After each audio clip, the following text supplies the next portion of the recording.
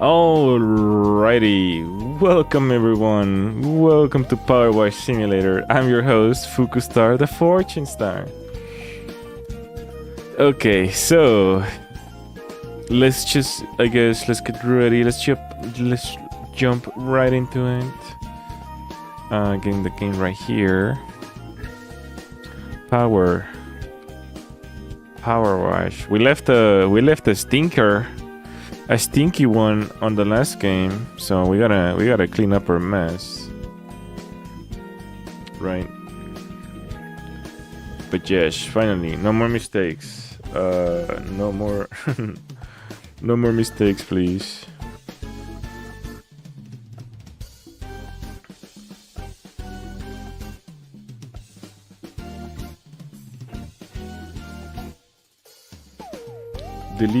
Delete forever. No more Magica.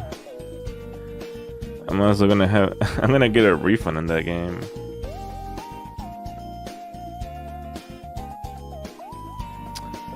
While everyone gets here, I guess I'll do that right now.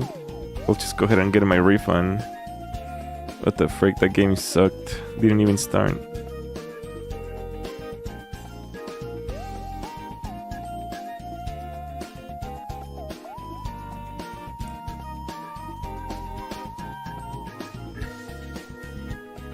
I'll explain. I'll explain like what happened, which is kind of weird.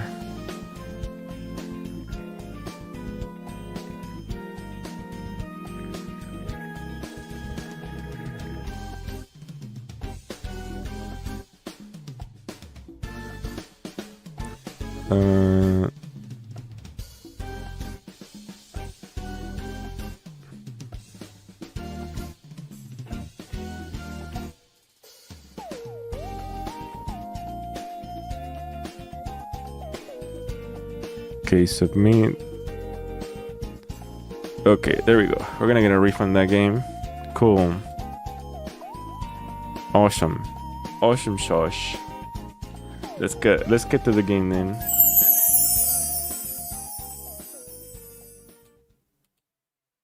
Oh no, we still need the music. Oh yes. We still need our music. Hello Capybara, welcome. Sorry about that. Sorry about that. Changing between everything. Kinda sucky wucky. But here we are. We're gonna play some PowerWash Simulator. We left this house last time. I was too sleepy to finish it. But we're almost done with it, so let's get it done. I was too eepy that day. I was like, what the frick? I also fixed my microphone, so it should work. It should sound a little better. I don't know if you guys can tell that it sounds a little better. A little better. Now I can sing. I don't know if it's any better like that, but I don't think it's gonna do miracles. But it should sound a little the rusty house. I don't think rust grows on the wood. Oh my gosh. It's just the shape of it, it sucks. Let's just get it over with though. And then none of my viewers owns this game, so they can't really help me. Gosh, I'm alone in the world. No one owns this game apparently. I'll walk a lonely road.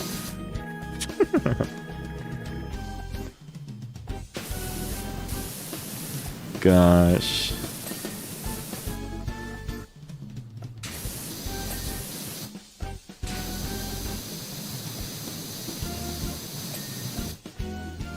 There we go.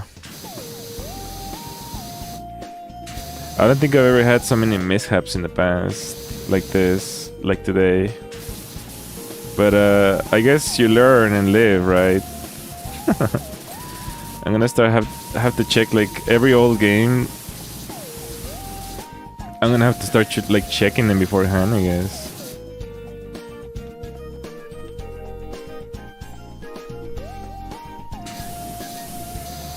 I never expected Whatever happened, happened.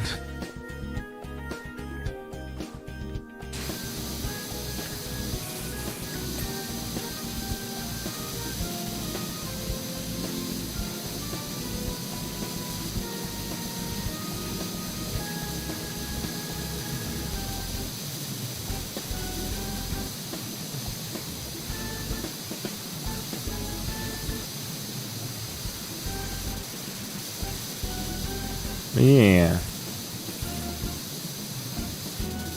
It would be a Sunday, so it's a pretty chill day. Nothing particularly special going on today. I'm kinda running out of ideas of what to play though, for sure. I need to like go back to the drawing board. And also this might be the last stream I do until karaoke. After this stream, I'm gonna set up a karaoke stream on Saturday. And this might be the last stream I'm gonna do this week. We'll see. But I don't need time to prepare for Saturday. I don't know if I'll need the entire week, I guess. Maybe not, but I don't know.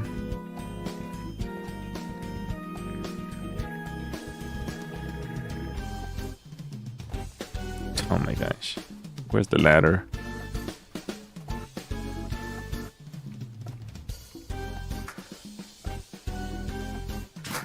What?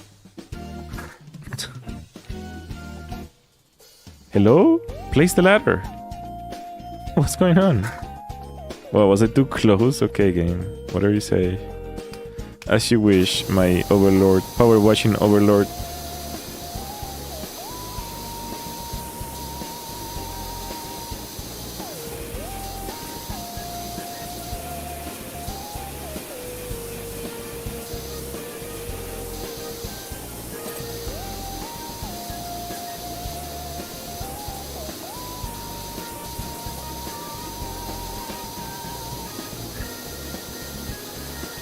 Oh man.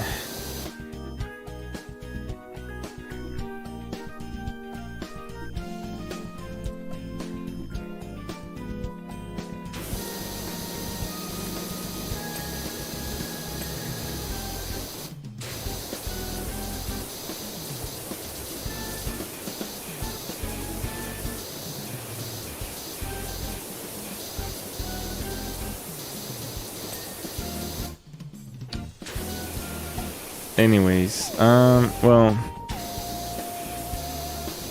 guess we just gotta. Hello, Conrail. Welcome. How you doing today? Welcome. We just got started cleaning. Well, not cleaning this house in particular. We just got started playing PowerWash Simulator. But this house is a stinky one that we left from previous game. It has like too many weird, complex shapes that are kind of annoying to clean. TBH.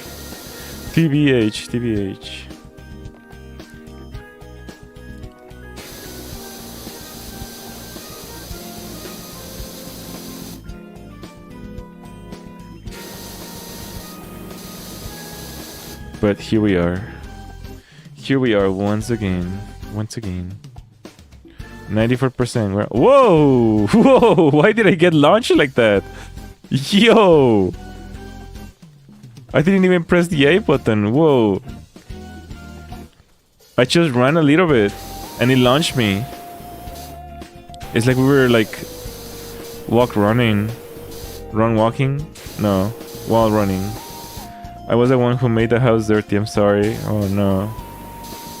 This is more like a temple though. It's not even a house.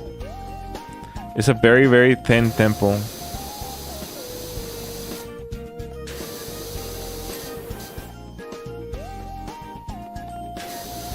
It's like all the monks went for a walk. Although if you think about it, I don't think monks were ever asked someone to clean a temple. They would probably just work together to clean it. Because I don't think monks will ever care about like visuals enough to like pay someone. Like they care about visuals because obviously their temple is like, you know, super important. Obviously out of respect they will clean it. But I don't think they will spend money on it. That seems kind of lavish, I guess, for a temple. This absolute banger of a game again. Welcome, Simply. Welcome, welcome. How you doing today? Yes, we're playing banger after banger. Just play the same game 3 million times. It's Sunday, so I guess it makes sense. We should play something easygoing, I suppose. This is my excuse for everything. Oh, it's Monday, so we should play PowerWash Simulator. Whoa, it's Tuesday. Time for PowerWash Simulator. Whoa, Wednesday? Wednesday PowerWash. Have you guys ever had that excuse? Like, you just start, like, excusing yourself. Like, oh, today... That's kind of what I used to do with coffee, I guess. Oh, today, it's Monday. I should get some coffee. Whoa, Tuesday, long week. Let's get some coffee. Wednesday, woohoo, hump day. Let's get some coffee.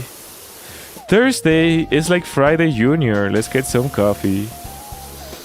Friday, finally. Let's get some coffee.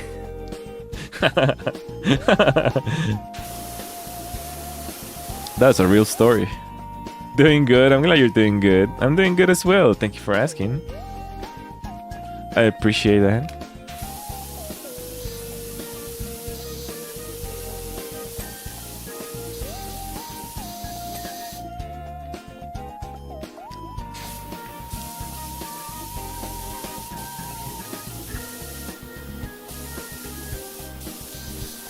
I was also thinking about, like, I was considering a few games today. I was thinking about playing Plug and Play, which is like a weird, like, puzzle game. A lot of VTubers have played in the past, but it's very short though. It's about an hour long, so I wanted to play something a little longer today. So we tried Magica. I was also thinking about playing Sims. The Sims 4 is for free now, apparently. But I think you still have to make an account though to play it, which I feel like that's like their ulterior motive to make it free. You have to make an account for whatever orange logo EA is using now. I don't even know what it's called.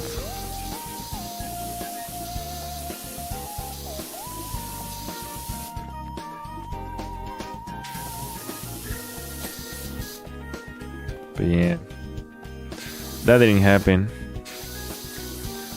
I feel like Sims might be too boring to watch. I don't know. Other streamers usually stream it just fine, but we never played Sims, and I guess I'm too afraid that I will indulge too much in Sims, because Sims is actually one of my favorite games of all time. We just never played it on stream. I get a feeling that maybe we're gonna like if I start playing it, like, we won't stop playing it. You know what I'm saying? So I don't know if it's a good idea to like open that kind of worms.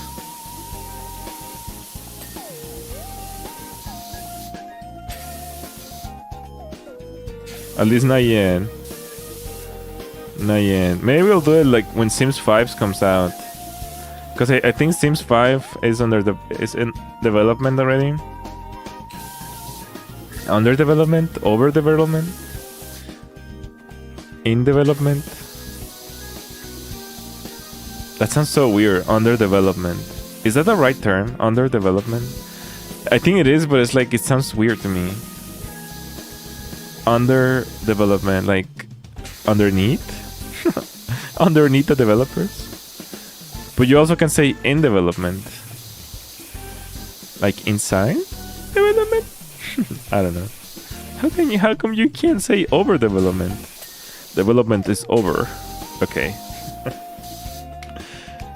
Sorry. Yes. I wonder when it's gonna come out, actually. I wonder if they have released the date yet. Sims 5, right? Release date? 2014 or 2020... No, 2024 or 2025. 14, what? Hello, Dre, welcome. How you doing today? We're just talking about the Sims. To see if we're gonna be playing the Sims or not. I don't know. I don't know yet. I don't know. What do you think about the Sims 3? Doing well, nice, nice. Why is half of my shorts about Smurfcat and John Pork? Well, that says a lot about you, I guess. What are you watching, buddy? So done with work, so ready to sleep. Oh, go to sleep then. You don't have to watch me. Go get some nap. Go get a nice nap. What kind of work do you do, by the way? If you don't mind asking, I guess. You don't have to answer if you don't want to.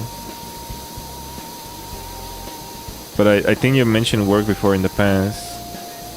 Quite a bit of times.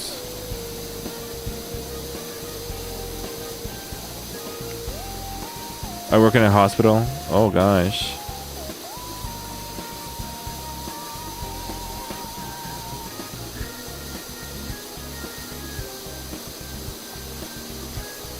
That must be stressful then. You probably work a lot of hours. I've heard about like... Well, I don't know what you do. You could be like a doctor, I guess. But I hear a lot of nurses work overtime quite a lot. To the point where they want to quit. Because it's not worth it, I guess. Even though they're getting paid a lot. With overtime and everything.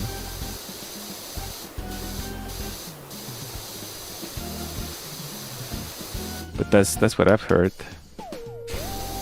A lot of long shifts, so I'm sorry to hear that.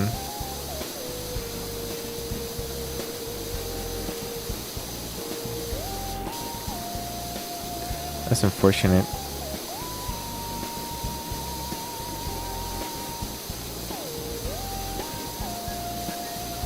But yeah, Sims sound fun. Oh, you like Sims? Nice. Have you played it? And if so, which one is your favorite? Which Sims is your favorite?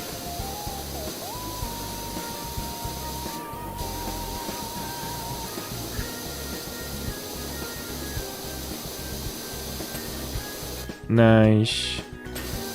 Nice.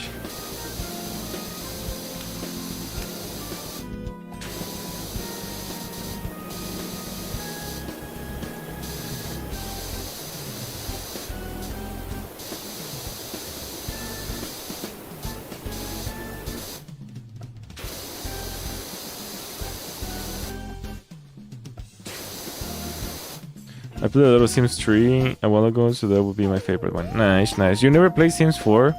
It's actually free now if you want to ever play it. But yeah, that's the one I was gonna play. Except that, I don't know. I'm still not decided if I want to start the Sims kind of worms, I guess. Because I absolutely love Sims. And if we start playing Sims, then it's gonna be Sims like every single day, I guess. Something like that. Maybe, maybe not. I used to play for hours, like the entire day, probably.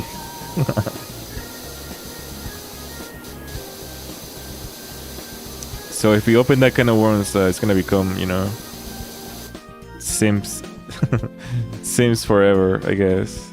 Whoa, isn't that an actual name of a DLC? Sims Forever.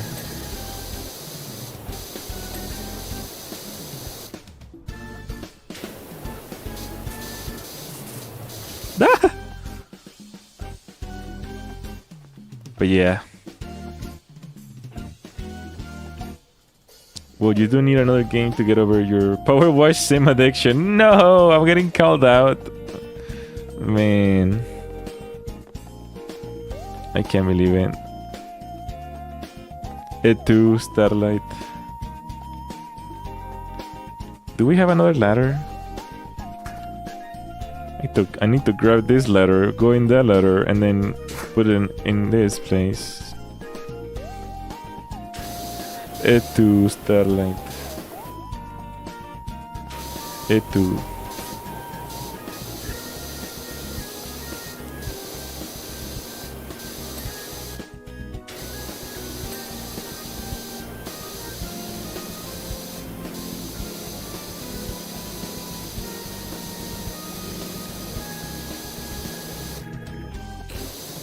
Oh my gosh, so many tiny spots. That's how they say you get over addictions, get addicted to something else. Gosh. I don't know if that's the best way to get over addictions, but you know, whatever works for you, I suppose.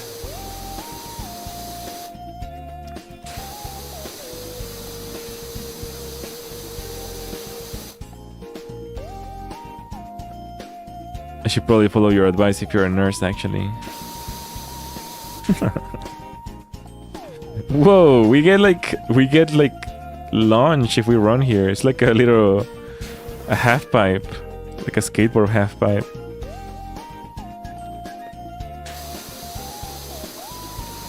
I don't like how many complex shapes this thing has. It's kind of gross. Yucky. Yucky wucky.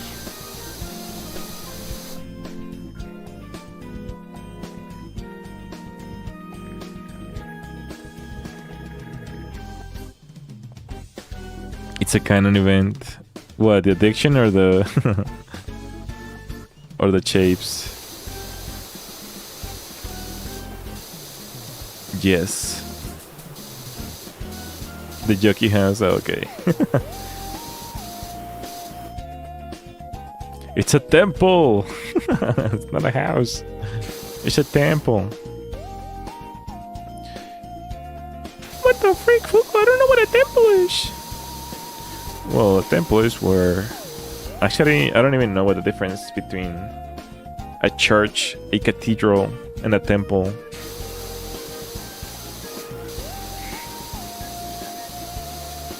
They all kind of mean the same similarly, but not really.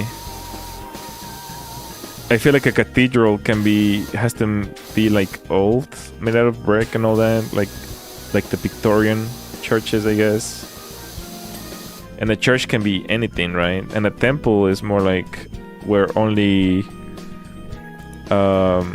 monks congregate or something like that. I don't know if that makes any sense, I guess.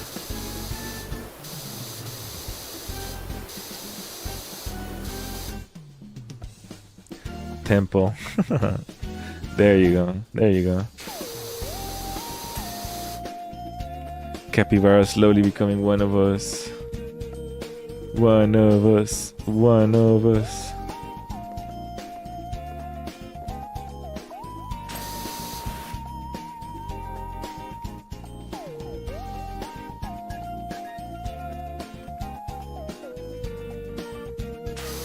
Oh gosh, this entire place is still dirty.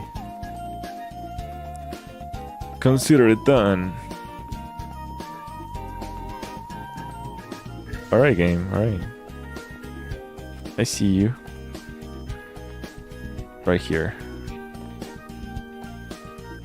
Let's go ahead and change the extension.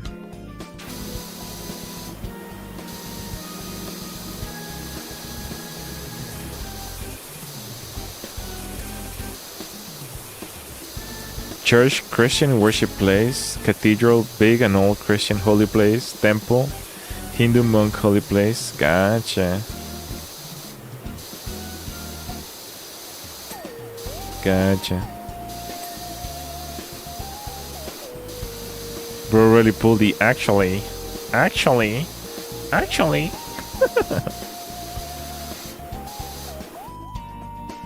can't believe it. Oh no, did Capybara lose his membership? Whoopsies. Time to pay up.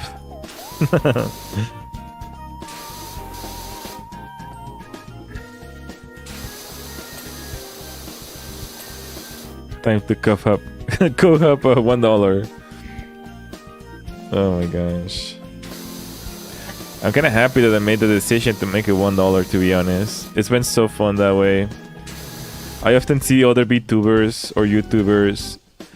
Everyone, almost for the most part, they make their memberships like $4.99. I don't know, it seems so pretentious to me. It's like membership is supposed to be for funsies.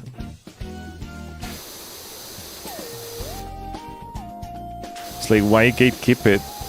I feel like I thought about it long and hard about like what the price should be. And I kept thinking like, well, maybe $1.99, $2.99, $3.99, $4.99, like, because the idea is that you don't want to back out from the price that you choose. You want to stick with that price for the rest, for a while at the very least, right? Because if you return to, like, let's say you put it at $4.99. And then let's say okay. Well, actually, I did do religion studies in high school. Why make it $5 when you can emote spam for less? Why it gotta be $6?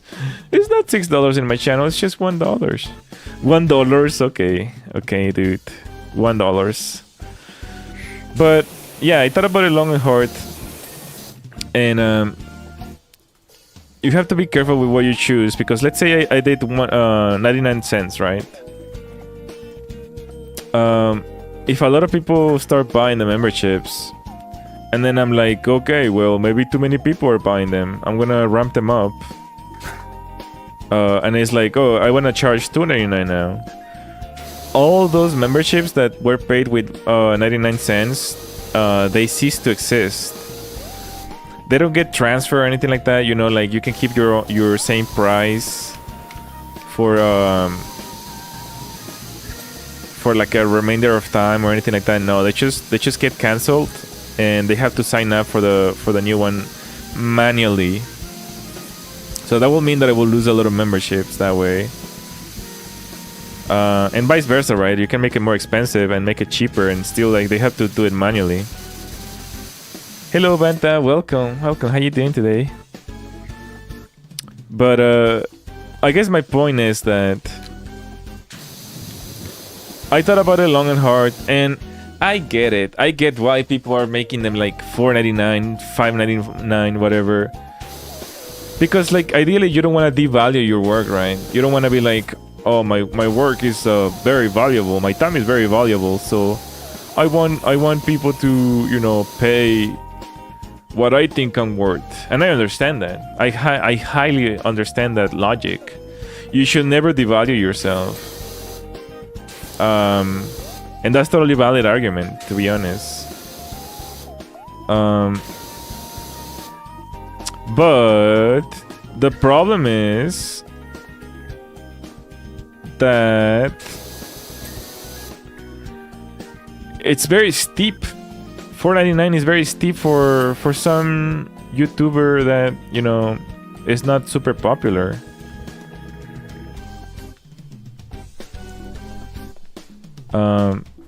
And then you can also argue, oh, it's not about quantity, it's about quality, right? So a lot of people are not gonna, like, that's probably why they also don't do like the $1 memberships. I've never seen anyone do a $1 membership, to be honest. I never seen anyone do a $1 membership.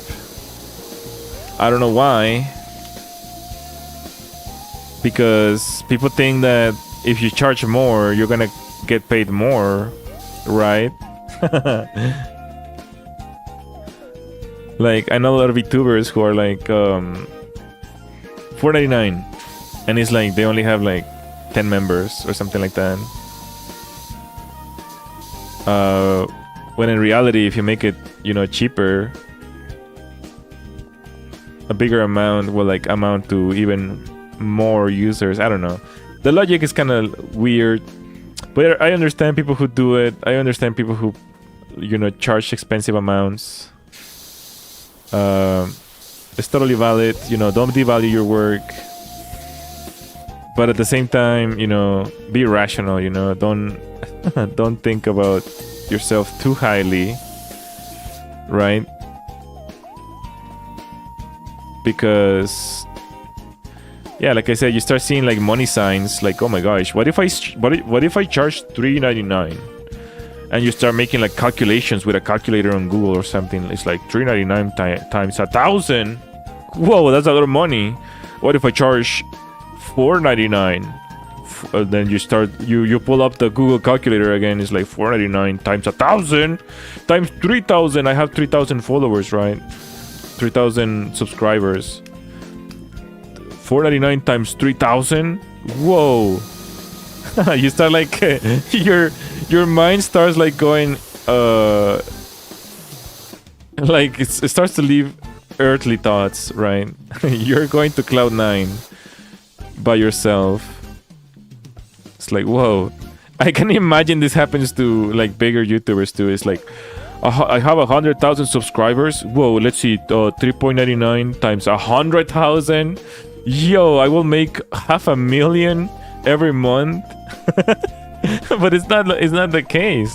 Not everyone is gonna pay that. Not everyone is gonna even pay $1. No one cares about your minuscule YouTube channel. Even like million subs channels, no, it's like minuscule to a person's life, you know. They're going to college, they're going to work, they drive most of the time, they sleep. You know, it's minuscule in the grand scheme of things for users.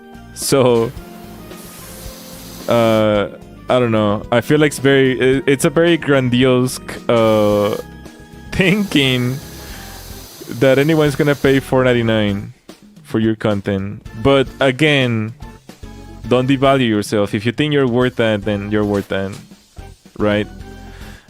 I know plenty YouTubers who do it because of privacy reasons. They want only the real gangsters, the real OGs, to pay as a pretty penny for those live memberships, live streams, I guess, where they can get a little closer to the streamer for a small period of time.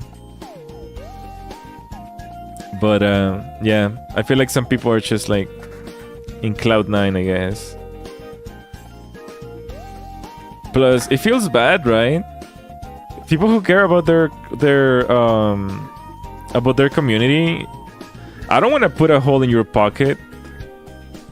It doesn't feel right for me to steal your money. I don't want to put a hole in your pocket. In fact, I don't even want to charge you for emotes. I wish YouTube could change that. So I thought about it long and hard. Like, I consider all angles. And in a previous stream, I even promised that I was gonna charge only 99 cents. Well, I actually said the lowest that it can be done, which at the time I thought it was $3.99, because that's what I've always seen. I've never seen any YouTuber go below $3.99. So I thought $3.99 was the lowest ever for the longest time, until I got access myself. And I'm like, you pretentious fricks. So, to keep my promise, I made it 99 cents. And it's been really fun. It's been really, really fun that way. True, but I guess that's what a lot of VTubers do, though. But the kind of what higher prices. Yeah, like I said, like, don't devalue yourself, for sure. I feel like a lot of people do it just because other people do it. Like, people do $3.99 because they see people do $3.99 or $2.99 or something like that. They're just copying whatever they see, right? And it's fine. Like, any reason is valid. Any reason is valid, honestly. I just feel that, you know,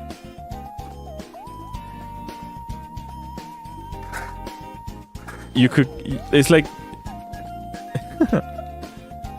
what I'm trying to say here, very, very carefully, without throwing stones from a glass house. What I'm trying to say here is,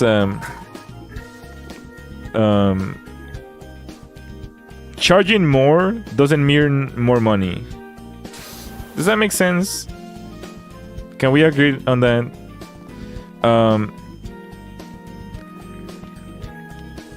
The dynamics of charging can vary a lot when you lower the price, because then more people can pay for it.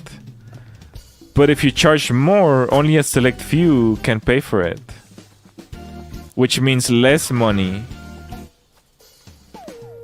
So often people think that charging more is gonna give you more money.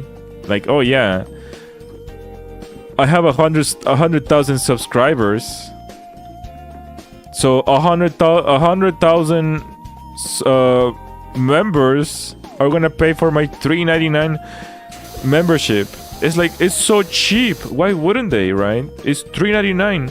100,000 subscribers are gonna pay for my $3.99 membership, and I'm gonna make almost $500,000 every month. Seal it, chip it, clip it and chip it, seal the deal, close the deal, submit. I want $3.99 per membership. And then, you know, the dynamics of reality is like, no. At that price, it's like you're gonna get like 1% membership. It's like only like 100 people are gonna buy a membership at that point. But if you make it cheaper, then more people are willing to pay for it, which ultimately gives you more money. I don't know. It's hard to explain, but I don't think a lot of VTubers understand that. I don't think a lot of people understand that.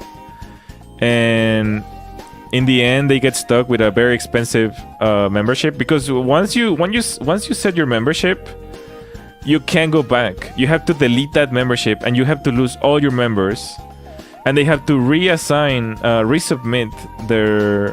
their payment method manually. So I think like a lot of VTubers are stuck in really high prices, and they don't want to risk losing their current members over making it cheaper or something like that, if that makes any sense. Or they don't understand, or they don't care to understand the fact that if no one is buying memberships, they probably just blow it off like, that's just whatever. Maybe they don't care about me, or maybe they, like, I don't know.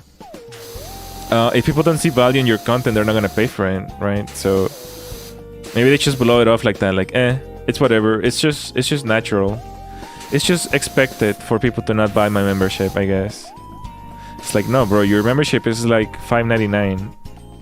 It's really expensive. You're not on Netflix, okay? You're not Netflix. More people will buy it if it's cheaper, so eventually you'll make more money anyways, and nobody gonna buy a membership. It's like $70 a year. Yeah, exactly. The only reason you could justify having a higher price for your membership is if you're doing a lot of member-only content. But even then, you can have the cheapest tier for emotes and higher tier for members' contents. Yeah, exactly. That's true. That is very true. And that's what I've seen some people do. But they, even the very, very bottom tier is still like $3.99. And then the higher tiers are like $20 a month for exclusive members' content. It's like, holy moly. Who are you? Mr. Beast? Let me see, actually, what is Mr. Beast's price point? Let me see where he is at. I have a good feeling that he's gonna be like cheap. Let's see. $4.99, never mind. $4.99 a month. And he only has 3 emotes. Lol.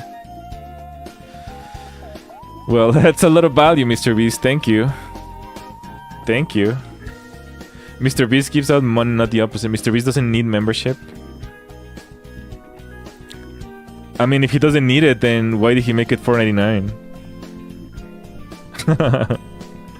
Is Mr. Beast broke? Is Mr. Beast secretly broke? He prints money by just putting his face on thumbnail. Well, yeah, but still, why did he make it $4.99 then? He enabled it. He obviously enabled it. So for him, it's an avenue to make money.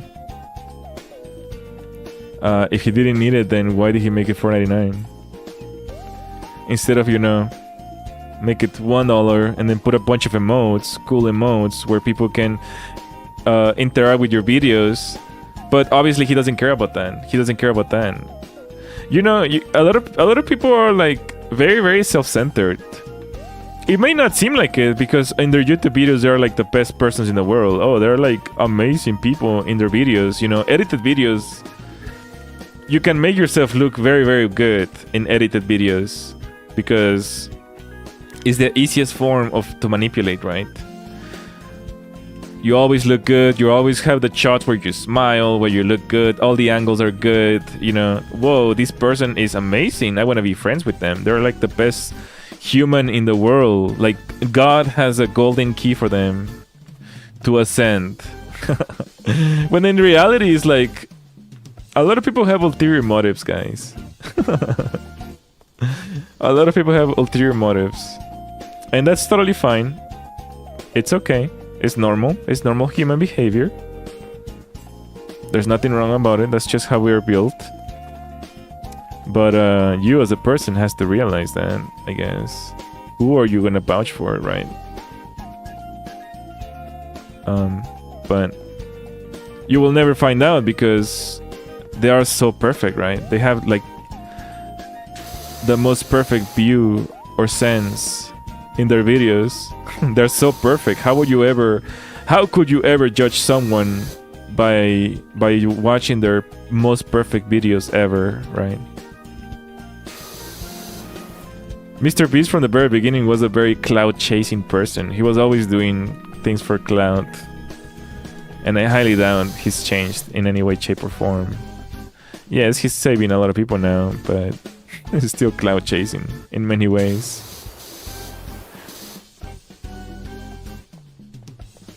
But I digress, I suppose. I remember I saw an interview that Jimmy did where he said, what? That he will stop uploading when he passed PewDiePie in subscribers. I like the guy, but I think that's the biggest lie I've ever heard from him. Yeah. For sure. For sure, for sure.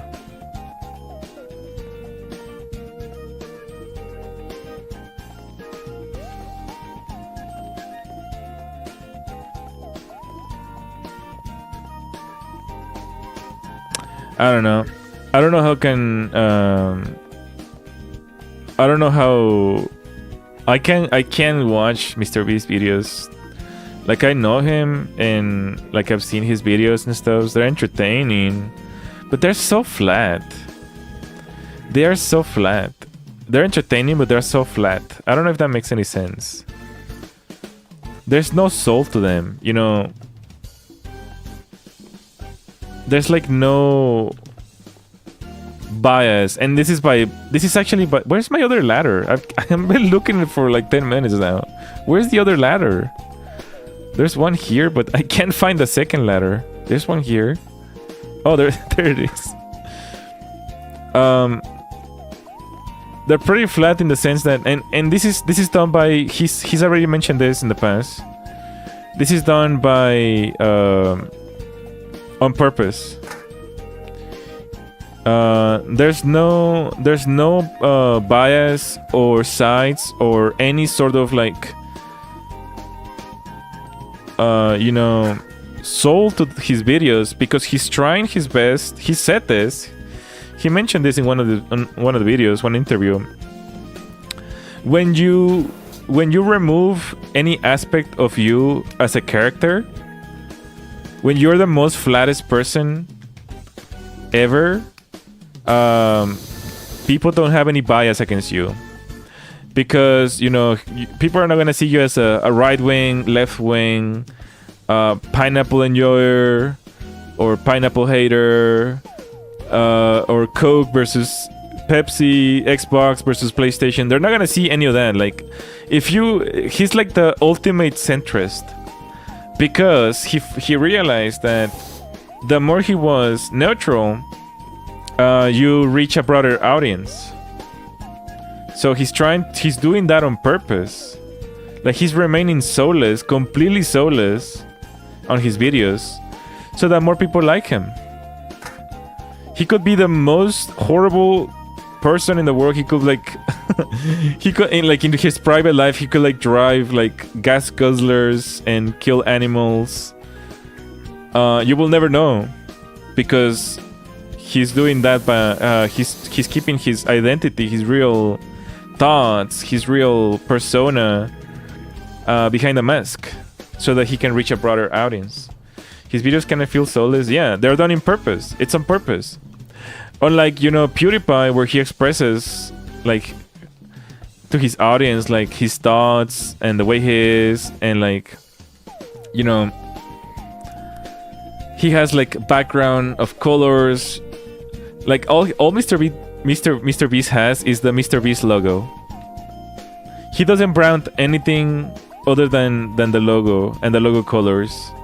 That's about it. There's like no, you know, artwork for him. There's no artwork or anything. It's like the most soulless videos and such. The most like default things grabbed from the internet. He even got he got one of his videos taken down for taking the weather GIF without paying for it. He grabbed it from like some stock website for free, and he got, you know, his video got taken down because of that. Meanwhile, you have all these VTubers. You know, VTubers are the complete opposite of it, right? Like, that's why they're so niche or niche. I still don't know how to pronounce that word. Is it niche? Because they're the complete opposite of Mr. Beast. Every single VTuber has like their own personality, shape, form, colors, theme, you know? While Jimmy is doing the opposite for, you know, a broader audience. It's kind of interesting, huh? Isn't it? Hello, Doctor. Good day to you as well. How you doing today?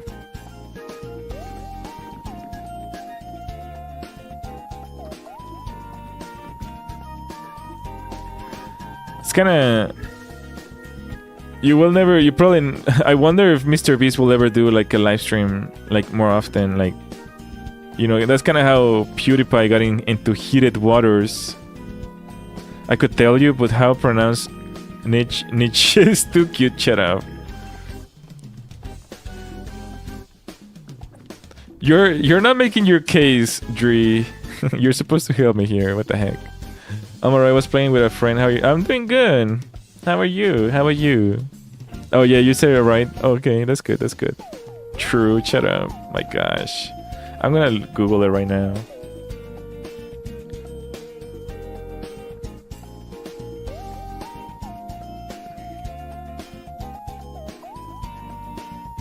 Niche. What? Niche? That makes no sense. Niche. It's kind of like Workshire. Workshire. It doesn't make any sense. That's not even how it's written.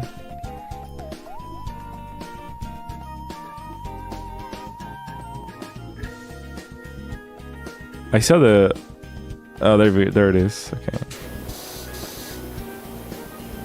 Listen, it's not my fault that you sound like a cutie patootie. Alright, buddy. You're gonna get some... You're gonna catch these hands. Let's see if my hands are this cute. Oh no, my soundpad, where is...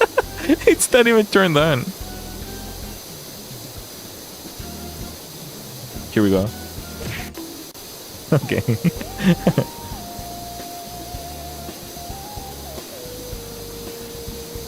A punch in a bunk.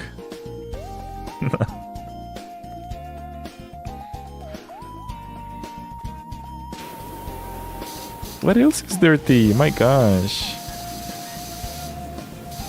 There we go. Ding.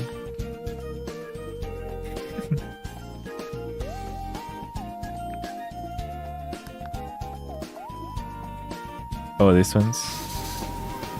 But yeah, I don't know, man. I don't know. All I'm saying, let's just wrap it up.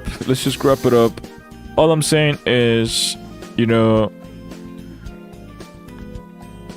I just feel like memberships, you know, in my humble opinion, and I'm not tooting my horn here. Excuse me if I am. But they should be for funsies, I guess. They should be for funsies.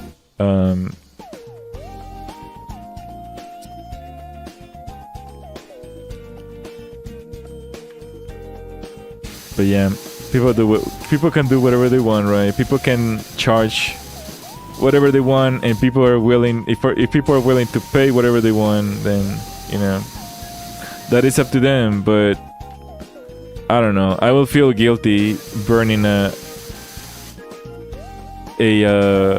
hole in my community's pocket, especially because some people are so invested in this channel. I absolutely love it, but I don't wanna take advantage of that. In fact, I'm not gonna be making any merch anymore anytime soon. Because of the same reasons. We're gonna make it only for like special occasions. But I don't think I'm gonna leave like, you know, a bunch of merch, just like crappy merch splatter all over the channel, just trying to make a buck out of my community. That doesn't feel right. Because there is some people that are like super invested into this channel. And I absolutely love them. They're amazing people. They're amazing beings without pain, you know? They're like nice to chat. They come into chat. They always brighten my day. They make me feel good about streaming. And then on top of that, they spend a ton of money on me with super chats and all that. And I don't want to take advantage of that. Like, being amazing people is enough for me. And like, you know, trying not to like bully me or whatever is much appreciated. So amazing peeps, and that's what I think about when I think about like, you know, prizes and all that.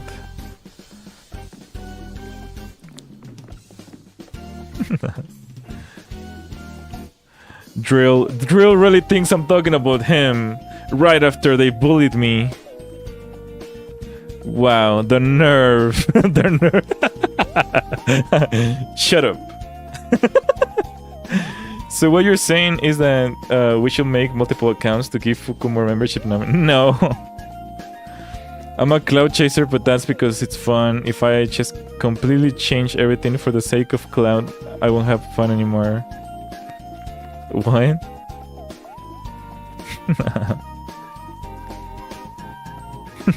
What? I always find weird, like, I know this is probably gonna hit home simply, I don't know. But like, there's a ton of people who always have like, I don't know if you've seen like the subscriber goals on banners. Like, oh, 5,000 subs, and then the goal is like 10,000 at the end. It's like, bro, who is this goal for? Like, this banner is for your community. Like, subscribers is your responsibility to create more compelling content. But you're displaying your goal to everyone else. Like, I kind of imagine the same thing is like 1986 or whatever, the meme. And everyone is sitting looking at your screen. Give me more subscribers. Give me more subscribers. Like, what? Like, dude, like, new people who subscribe don't even know who you are. So telling your current subscribers your goals about subscribers is like who are you talking to? They can't get your new subscribers. It is up to you to create compelling content to find new subscribers. So telling your subscribers that you want more subscribers it's just, it's like, it's so cringe. I don't know. Like, they don't need to know that. They're not there to, I don't know. It's like, okay, alrighty. Cool, 10,000 subscribers, cool. I don't think it's an issue to have subscriber goal in mind, but it should never be at the cost of your current fans. I mean, yeah, I have my own goals. I just don't tell you what they are.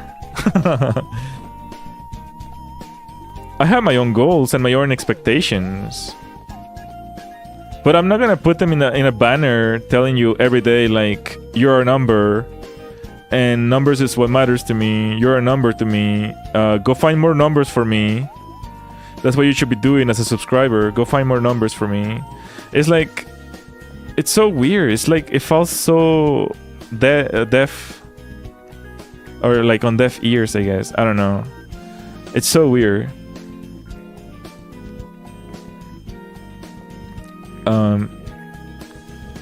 And before Fuku makes a million subscribers banner. Oh my gosh, I can't even handle 4 viewers. Imagine having a million viewers.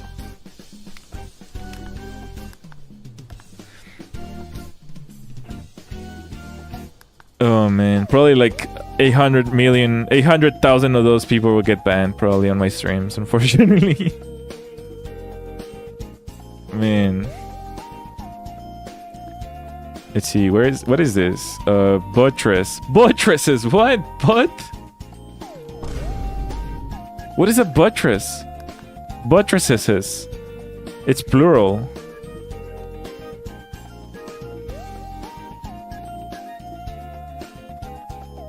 Buttresses. Oh, there you go. That's a buttress? Cool. I never knew. Today I learned. It doesn't look like a butt at all. What are you talking about? False advertisement.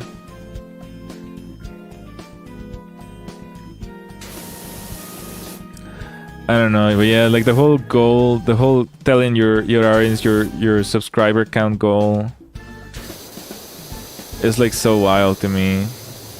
It's like, poor guys, it's like they can't do anything about your subscriber goals. They already subscribed.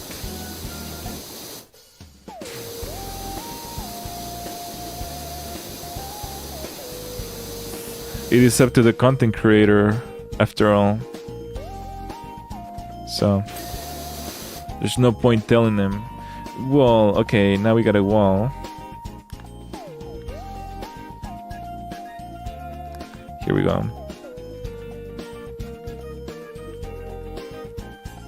Initially, like when I first started, when I had like 20 subscribers, of course I spoke about it with some friends. Like, yeah, I want to reach this and that when, you know, half year and then at the year mark. But that's about it, you know, close friends. I think it's normal to want to, like, you know, reach certain goals. It's always good to have goals as well.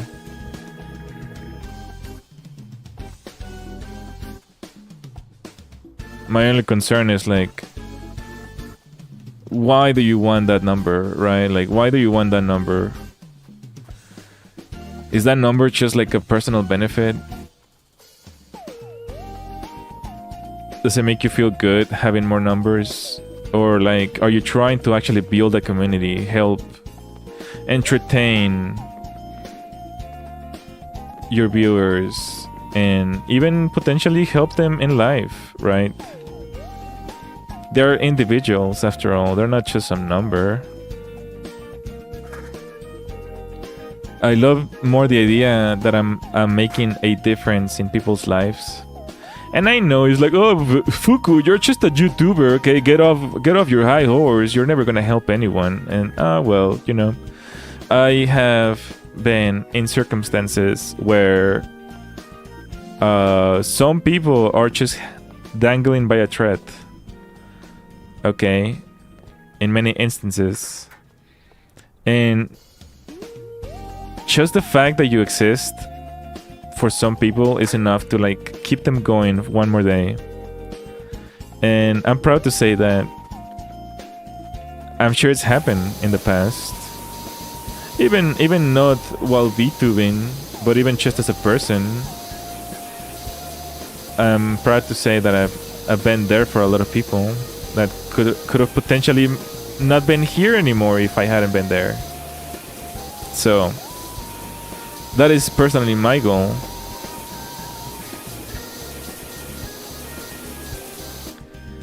Or at least that's what I'd like to think, I suppose.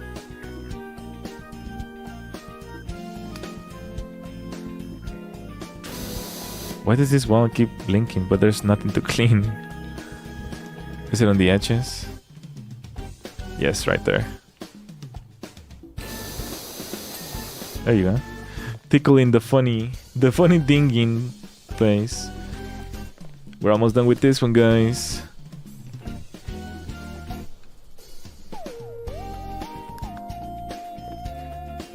When we finish this one, I'm gonna change music. Although this one is an absolute freaking banger, my gosh. When Nakamoto, I don't know, is Nakamoto the person who writes music for Nintendo? I can't remember. When the person who wrote this song was like burning the paper as he was writing it. He was writing down the burning paper, my gosh. It was so fire.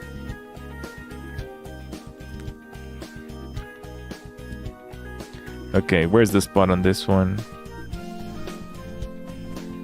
I don't immediately see it.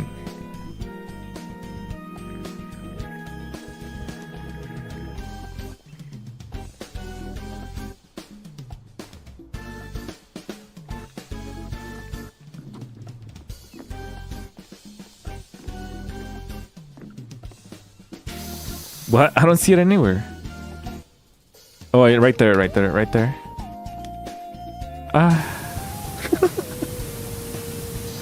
No, that wasn't the right spot. Oh, there's another one there.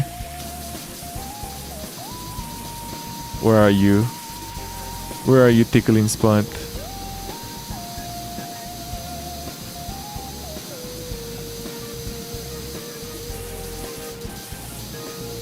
What? Do you see it? Yes, I know, but I don't see your spot. I don't see the tinging spot. Okay, so we can assume that it's not on top, right? Maybe it's on bottom. Oh, right there, right there. I saw them. What the heck? I thought that was connected. There you go.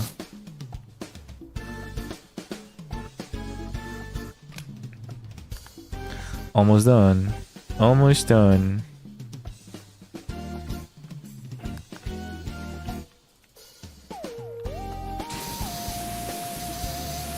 Oh, that's gonna be tough. We're gonna need the ladder for this one. We need a tall boy for this one.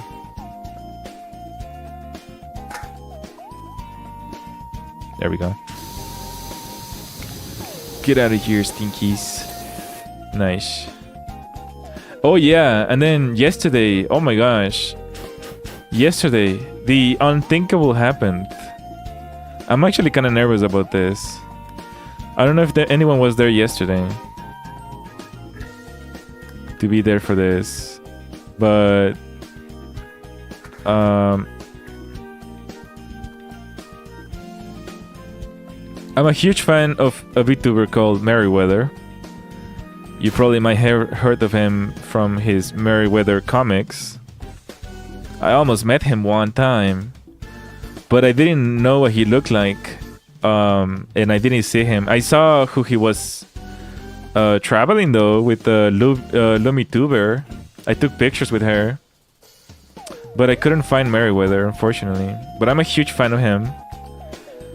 And the famous doggo, yes. So we rated him yesterday, and he acknowledged us. He looked into my channel, and I could hear my voice through his stream. And it was a pretty bizarre experience because I never expected that to happen, I guess. To hear my voice coming through his stream. By the way, I'm also like a 12-month subscriber on his Twitch channel. So I was very embarrassed to like even speak in his stream because my badge was gonna show.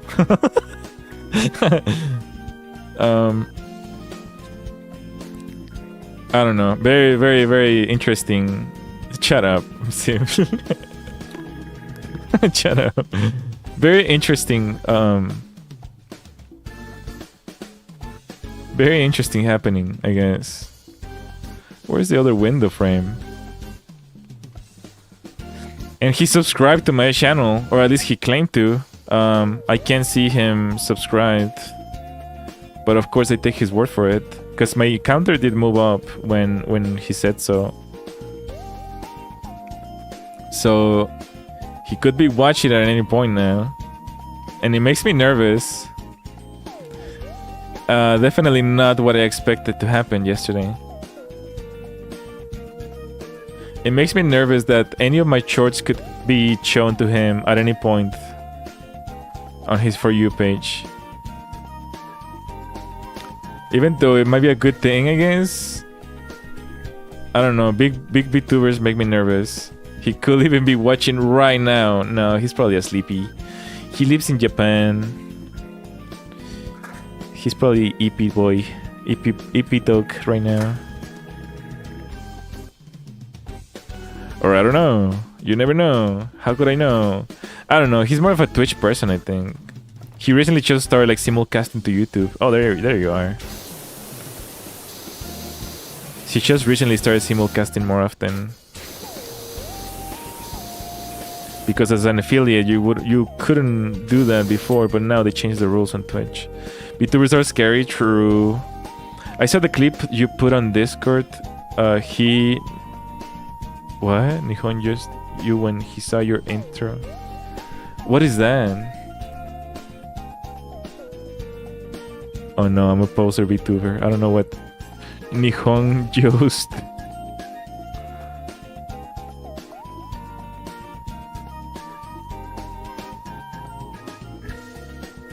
Oh, your Japanese is very good.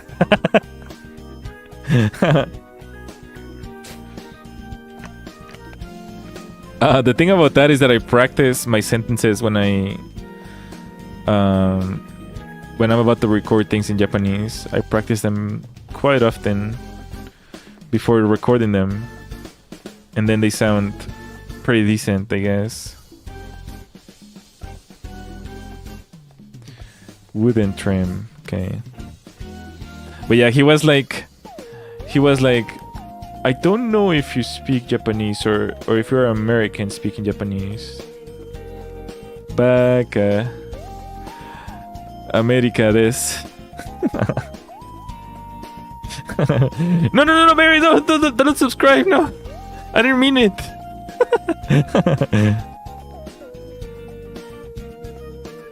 Chantini. But yeah. I couldn't sleep for hours after that. I went to bed just thinking about it all night.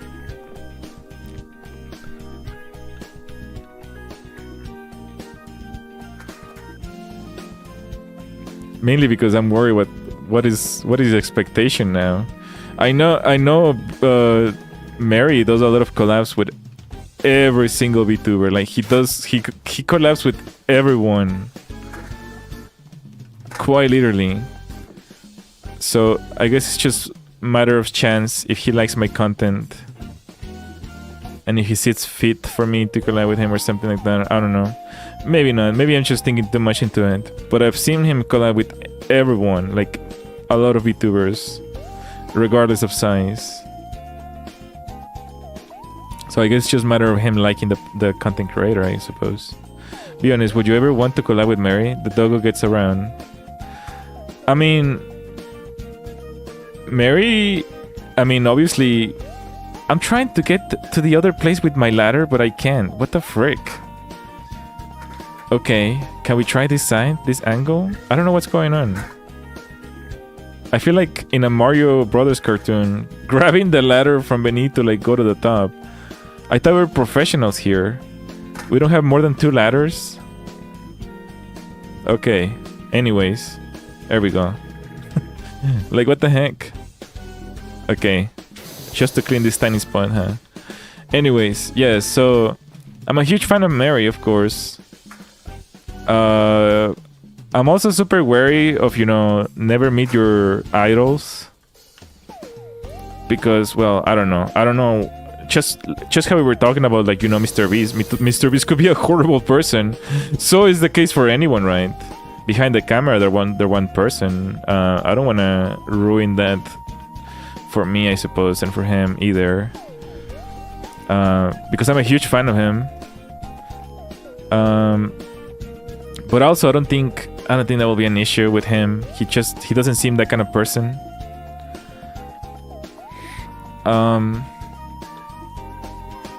At least to me, I mean, I've been watching him for a long time, I guess. Keyword seems, yeah, I suppose so, yeah. But behind the cameras, Mary's actually Catboy. I mean, we know what he looks like now. He had like an interview in some video. Like, now I know what he looks like. It would have been handy to know that before the meetup, I guess, when I could have met him and take a picture with him. Oh well. But regardless, my biggest concern, and let's watch this thing so we can move on. Let's watch this thing. Say no. Look at this monolith of a temple. My gosh. Took so long too. Gosh, get away, Stinky. A new one. Okay. Clean the washroom. Oh gosh, this is gonna be a stinky one. Quite literally. Quite literally. Let's change songs and then I'll continue on the topic. The me editor son, my beloved. Come back to me. Good luck. Thank you. So, here's my main concern. Mary is involved with a lot of things regarding overly sexual, you know, VTubers, right? Like tops and bottoms and all these keywords that I don't really... I'm not, you know... My community is not really exactly exposed to, or... because that's not the type of content that I try to make. You know, all these like internet porn-driven terms, you know, that I'm not comfortable with. I know they're gonna come up on any collab, regardless if it's Mary or anyone else, because that's just the nature of the internet. And for VTubers, it's like, oh, you gotta be cringe and you gotta be LOL funny internets and say the most outrageous things ever to make it in this scene. And I'm not like that, you know. So any collab with anyone, it's always gonna, unfortunately, devolve into that. Like LOL, sex, haha, porn, addiction, and you know, all these things that I'm not trying to make that kind of content. So unfortunately for me to have a collab with someone will require like a lot of scrutiny, I guess, on my part. You know, I don't even feel comfortable with people who swear on my stream. So I don't know. It'd be very difficult, I guess. It'd be very difficult for me to like accept a collab with someone like Mary. I love him, and I love the content that he makes. But it doesn't mean that I will probably collab with him, I guess. Unless it's like on his channel, I guess. Which conveniently, I know is like the most cloud chasing option, right? Or whatever. But also, like, Mary's very versatile. He's like a nice person when he wants to be, and like he's like a lewd person when he wants to be. Like, he's very, very versatile in that sense. Which is, you know, I don't know. his community is very, very like wholesome for the most part. And he even had issues with like, you know, people like Pipa, where like their community is completely different, you know. He had some issues in the past where like they stream together and it's like their communities are clashing because it's like mixing oil and water, I guess. And some communities just don't mix like that. I feel like my community and Mary's will probably like interlace quite properly, except for the part where like, you know, it's like some bits are like overly sexual, I guess. But that's about it. That's like it's like we're building castles in the sky, right? Like just because he acknowledged me doesn't mean that I suddenly exist in his mind, I guess, right? Very happy about it, very, very happy about it. But it might never happen, I guess. It might never happen. Besides, I've been around in his server. Like he actually has replied to my tweets. He replied to my tweets. He has acknowledged me on his Discord server. He just recently found out that I'm a VTuber. It's like I don't understand, Mary. What's up with that, Mary? Huh? It's like we know each other already at this point. Nah, I'm just kidding. Why not do interviews with people and put them in an environment where they have to be professional? Yes, let me interview this 500,000 subscriber VTuber. Surely he's not gonna feel like I'm an entitled butthole. But that won't change their chat. Like I said, their chat is actually like very, very wholesome, actually. It's only until Mary kind of like twists things, their chat kind of just like follows suit, right? When Mary starts talking about something and like chat just like, it's like monkey see, monkey do, right? But yeah, I don't think I'm gonna ask Mary to be like, hey Mary, you can't swear on my channel. It's like, what? It's like, bro, he's probably gonna be like, bro, I made you. What? But Mary, we just met. Bro, you exist because of me. You literally stole my crown. No, Mary, hold on. I didn't mean it. I didn't mean it like that. You can swear if you want. You can say the N-word if you want. No, not like that. Okay, never mind. Whoa. We went from one stream to the other. Fuku-chan Mary senpai to notice him. That's adorable. No, he already acknowledged us though. He already did. De-escalation, yeah. We went like, and instead of using the escalator, we went full elevator. What kind of washroom is this? I've never seen a washroom where the tile starts at the entrance. It's like you can piss anywhere. The tile is for you to like, you know, for water repellent. Oh, I guess the humidity. Chat reflects streamers, so I feel like the dog army can be quite respectful. Yeah, exactly. So, you know, as long as the streamer doesn't like whatever the streamer says or do those, like, you know, that's what chat does, right? Which is one of the reasons why I will never forget this. What Gura said one time. She doesn't like swearing on streams or even being any like sort of like sexual innuendos or anything, because she respects her audience like a lot, and she knows that there's a lot of children on the internet, and she feels like she doesn't want to be a bad influence on them. And ever since then, that kind of just rubbed on me as a content creator as a whole.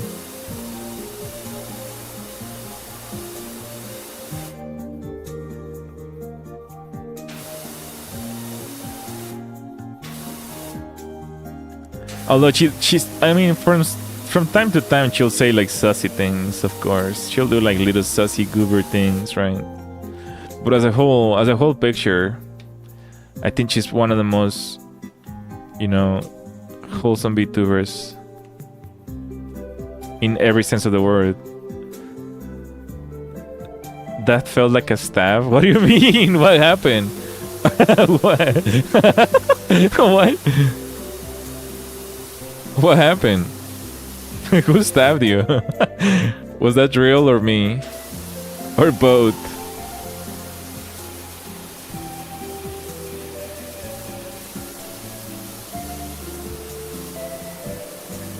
Or Drill put the knife in and I just pushed it in?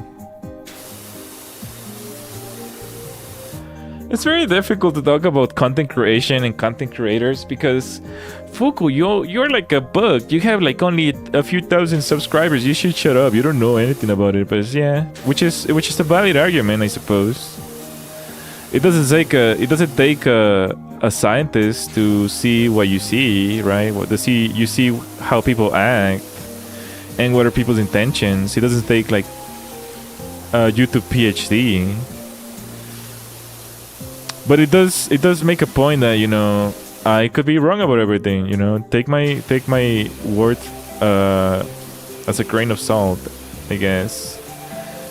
Because I could be wrong. And I don't want anyone to follow my advice either, because I could be wrong, you know. I know what I'm doing. I believe strongly in what I'm doing. My skills are unmatched in many senses of the word. I am very proud of what I'm making. And I'm pretty proud of what I do and who I am. But still, I don't want anyone to take my advice for it, you know? I don't want anyone to be streaming 8 hours a day, every day or so, because they see me doing or anything like that. Like, I don't know. I feel confident in my skills and in my analysis and everything I do, but I will still say that everyone should take their own advice. And my advice is a grain of salt. Because I may not know what I'm doing. That's such an encompassing... I feel like a lawyer. Like I'm just trying to cover my ass. I feel like a lawyer saying that. I just read from a huge note my lawyer made. It is decreed that Fukustar channel Fukushunta does not provide legal or financial advice in any way, shape, or form, including but not limited to medicine or YouTube advice. It felt like that for a minute, huh?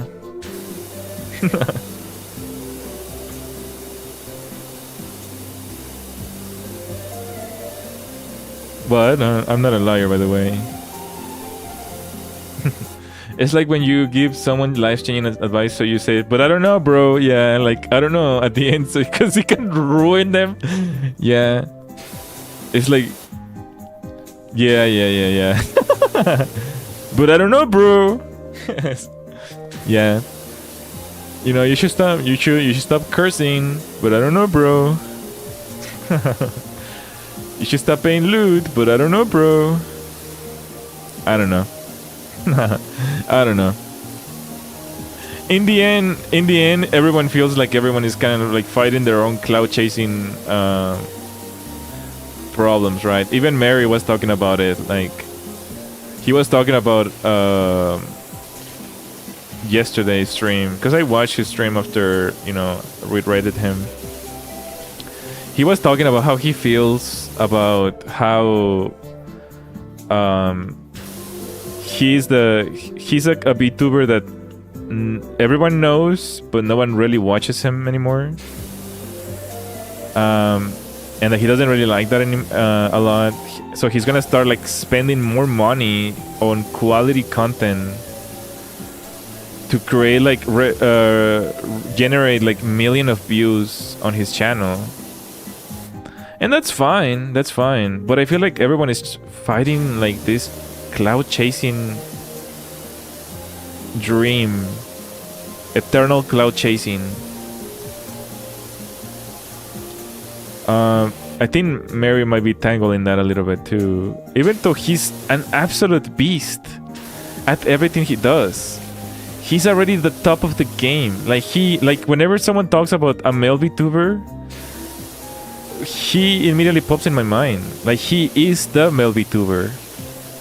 Like I don't think he realizes how big he is. Which is kind of sad in a way too. To see your hero deflated.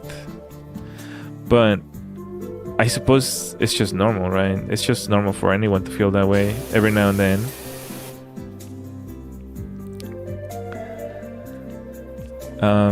I just wish people were not so focused on cloud chasing and more focused on creating good content that's fun for their community. In fact, I've never seen Mary create any sort of content for their dog army. Like, have you ever seen any content like that just revolves around their content, like their doggo army? Other than maybe like putting them as a little dog in like his videos. It's always been kind of like, you know, mainly, you know, his lore, the lore of other people and things like that. He's a writer, of course, but he's mainly just about himself and, you know, his characters, which is fine. There are amazing stories. I love them, of course. Everyone loves them, I'm sure. But I think people forget that sometimes, you know, you gotta create content for new viewers sometimes, and you gotta create content for your viewers. Does that make sense? New viewers and your viewers are not the same thing. Which might be the reason why he feels like everyone knows him, but no one really watches him, because he's always creating content for new viewers on that cloud chasing, you know, grind, which is totally valid. I mean, it's fine. But sometimes you gotta step back and, you know, build up what you have already, you know? I don't know. Like I said, I'm not a big VTuber. I don't know what I'm talking about, I guess. I'm just a small VTuber.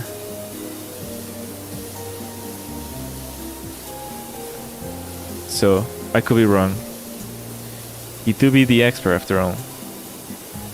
But I feel like more often than not, so many people are so stuck in this cloud chasing dream.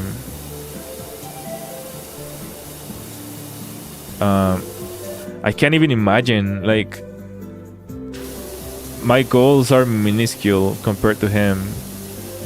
Am I gonna be like that when I reach like 100,000 subs? Am I still gonna be thinking like this, where I want 500,000 subs, 1 million subs, 2 million subs? It's like, is it never gonna end? Like, when are you gonna feel contempt?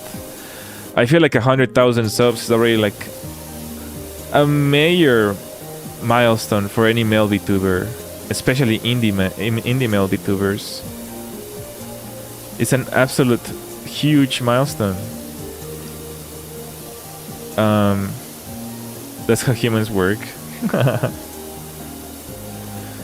True. But isn't it weird? Like, where is the limit? What is the limit? Like, even PewDiePie probably felt like that at some point. Like, after 100 million subs and being the biggest VTuber in the world, like, do you feel contempt? Do you feel like you've made enough? I don't know. I feel like your goals should switch at some point, like from numbers to purpose, you know? Probably not. I'm sure he did for him, because he actually retired. Same thing for Mr. Beast, right? His purpose kind of changed from entertaining to like more like helping people now.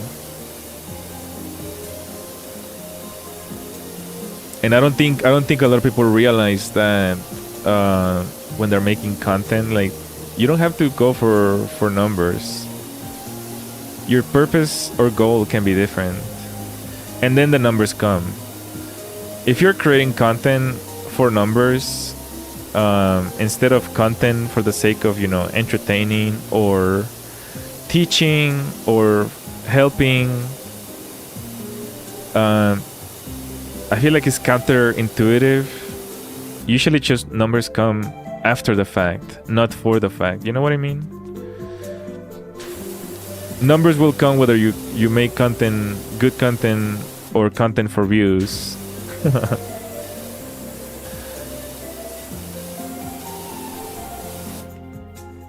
But I feel like a lot of people's goals is the numbers, that they forget why they're making content to begin with. It shouldn't be about the numbers. It should be about, you know, creating something fun or creating something that teaches. And numbers will follow suit.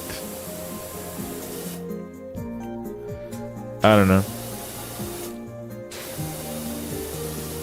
I don't mean to throw any shade at Mary. It'd be a shame if he's watching right now, right? or he finds this video. And I'm sure he knows what he's doing. But it's just it's so common for even big YouTubers to get stuck in that mentality. The numbers, Mason. What do they mean? The numbers.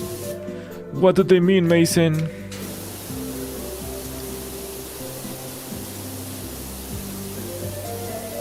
Especially like in an talking about it, like he had like 200 people watching him or something like that.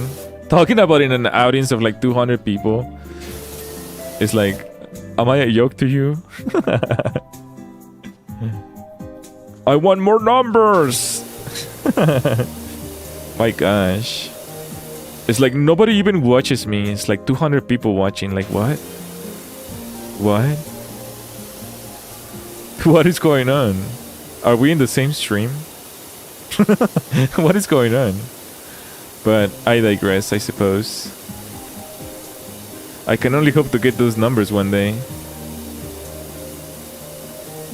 Maybe those numbers will seem minuscule when I get them. I don't know. I don't think so.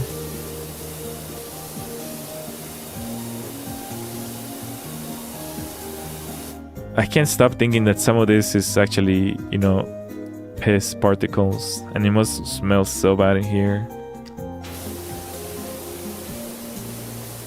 We'll see when you get there. True. My gosh, even when I get like 10 viewers, I get like super happy.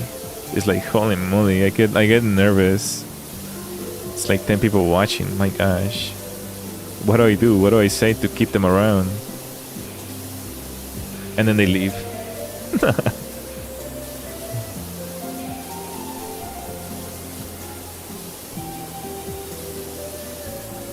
For real, for real.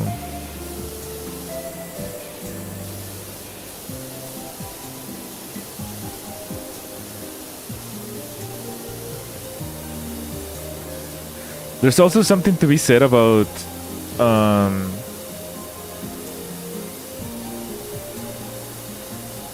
quality versus quantity, right? A lot of streamers, I feel like YouTube versus Twitch is like a different dynamic. A lot of people on Twitch, they like watching every day their favorite streamers. And I've heard stories that even if the streamer doesn't stream for one day, they'll like revoke their membership because they wanna spend it with someone who's gonna be always available. Hello, Guitar Pro. No worries. Welcome back. But also you have the opposite side, like on YouTube, you have some streamers who stream very few times. It's more like an event, right? It's more like an event where people are like informed about it and like they're gonna gather around, and like despite them not streaming every day, they have like thousands of viewers because it's like such an anticipated stream. kind of like when you know, Markiplier did like some of course Markiplier has a huge audience though, so it's not really a fair comparison, I suppose. But you know what I mean. It's like you don't always need to be streaming either to have like the numbers, I guess. You could make quality content as video format, create a big audience, and then you know, people will come whenever you stream because they are excited to see you live because you do it less often. We don't have any stools or anything like that. And it's interesting. How are we gonna clean the top of these things then? Just like this? I can't seem to be able to clean certain spots. Oh, there you go. Okay. Whatever you say, game. Your wishes are my commands.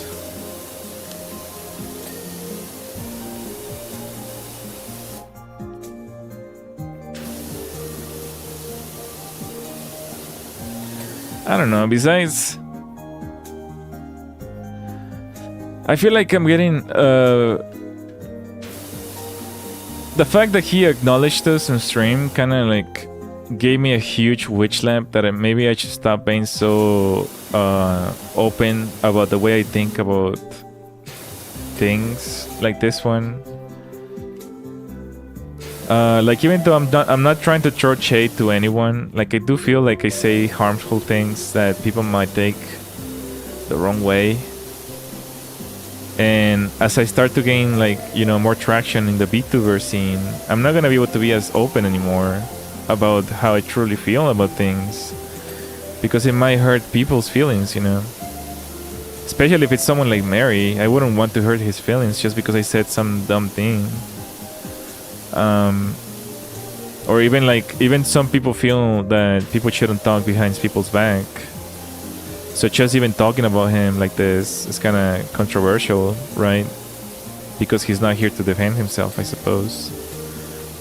Even though he seemed so far away, but now he actually knows who I am. It's kind of a weird change of dynamic, right? Like he no longer doesn't know me. Like now he knows who I am. So it's interesting.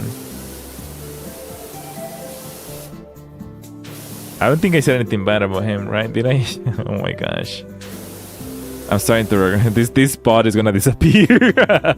this video is just gonna disappear after the stream is over.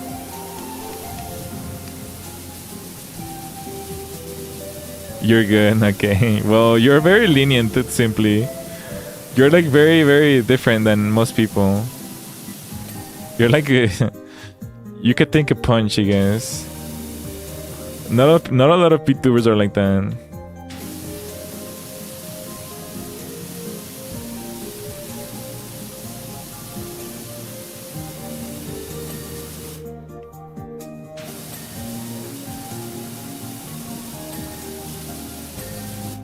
In a bad way, or I mean in a good way, like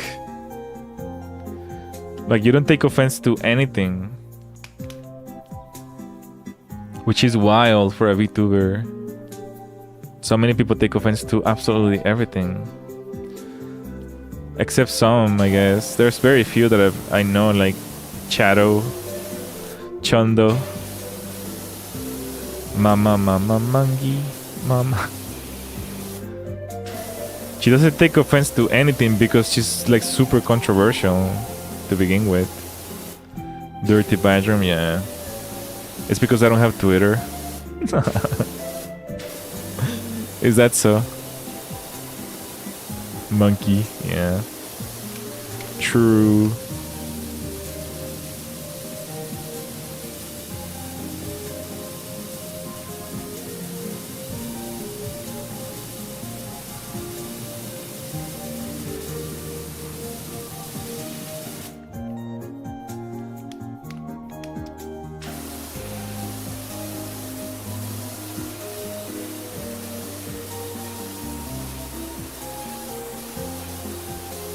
What did you say? Best? Oh no, I erased the rest of the part. What does this say? This guy must be a doctor. His handwriting is terrible. Oh, there's some stars in here. Puzzle. Meow. Okay, buddy. 0000 meow. They left their phone number. Cool. Yeah, this place is disgusting. No. Look at the difference. It's like a nightmare hell in there. Waiting for us. Pulsating. Dunk dunk. Dunk dunk. Dunk dunk.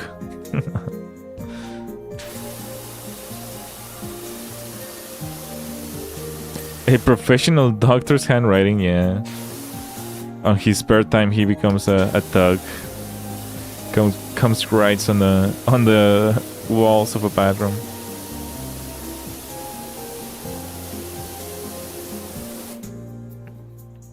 Man, where do we start? With the left or the right? Gosh.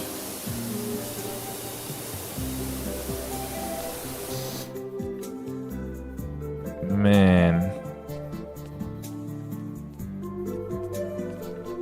Oh, it's mirrored.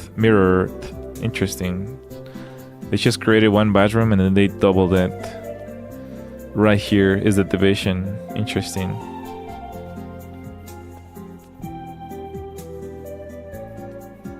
And you can tell because this brick ends like at 1/4. And it's right here. It's the same brick. 1/4 brick. Lazy developers. They just doubled it and gave it to the next person. Alright, let's get started. What is the next topic at hand, guys? What shall we talk about next? Yesterday I was kind of practicing karaoke with my new Microsoft setting. Microsoft what? Microphone settings.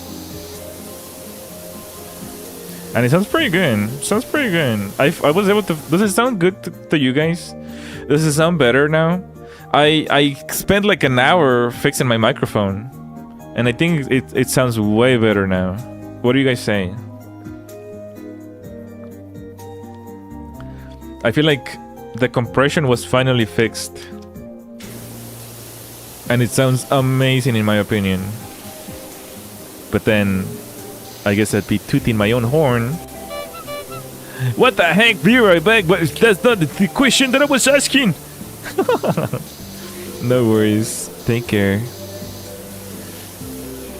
I don't know anything about microphones. Well, you just gotta know if it sounds good or not. If it tickles your pickle, then probably sounds good, right? For lack of better words, I suppose. Not literally a pickle. It sounded good before. True. It sounds good now. True. I'm glad you think that it sounded good before. Because 80% of the time it was peaking. And peaking sounds bad. But now it's not peaking at all. It's like peaking very, very, very few times. Peaking is really, really bad. Because it like destroys completely the sound of the voice. But I'm glad you think it was sounded good before. And I'm glad you think that sounds good now, so. Oh, by the way, funny funny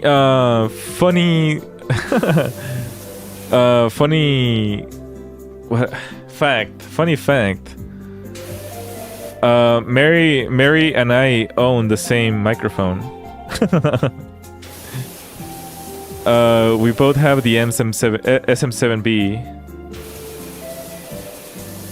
which is funny because they were talking about it and they were saying that it sounds bad. It's a bad microphone apparently.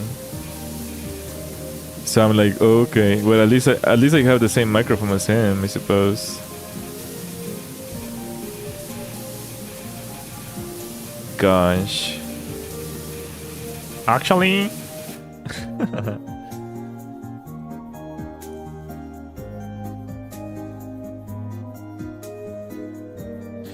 Actually, despite being an old microphone, it's actually a very good microphone. This is where they actually recorded Thriller by Michael Jackson, so it's still a very decent microphone. Even though it's old, doesn't mean it's old technology.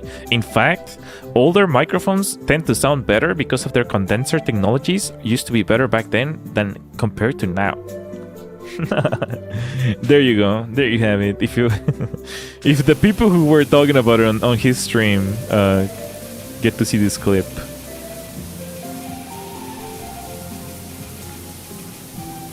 And they were even saying that the SM7B is like for pretentious people.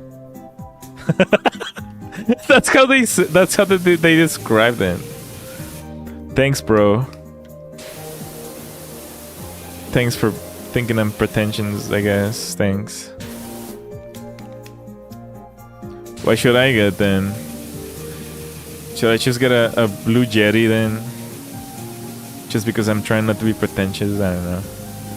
It's a microphone. Yeah. But it's because everyone it's like a commonly well-known microphone nowadays. That everyone buys it.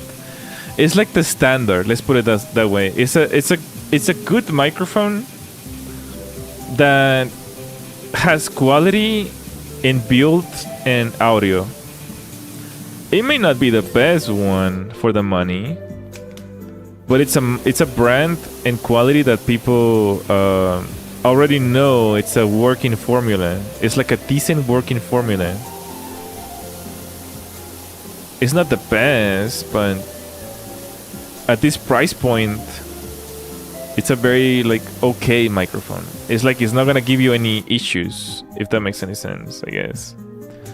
But yeah, they were like saying that it's like a pretentious microphone, and Mary was like, you know, they were saying that, oh, I don't care, I'm not attached to this microphone. I just want to get whatever sounds good, which is even more difficult. Like, how do you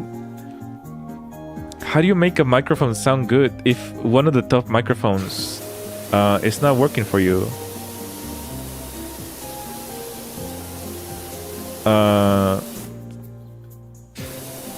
It's kind of wild to think about, right?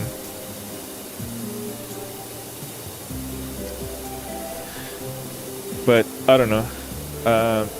Different microphones have different purposes. Maybe he needs a condenser microphone if he wants to have a microphone that's more distant, has more distance between your mouth and your microphone.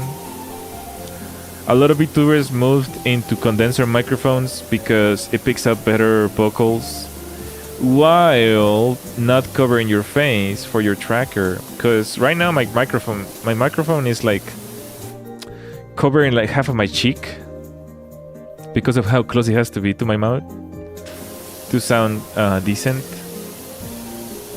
But condenser microphones don't tend to do that. They can pick up from a wider distance, if that makes sense. And I do have an XLR microphone, which, in retrospect, okay. Here's the thing about it. I had an MXL 990 before, which is a condenser microphone. It's one of the best condenser microphones you can get at that price point, which is like $90. And I felt I didn't know anything about microphones. That was my first microphone. So obviously, I don't know anything about microphones. I don't know what sounds good and what sounds bad.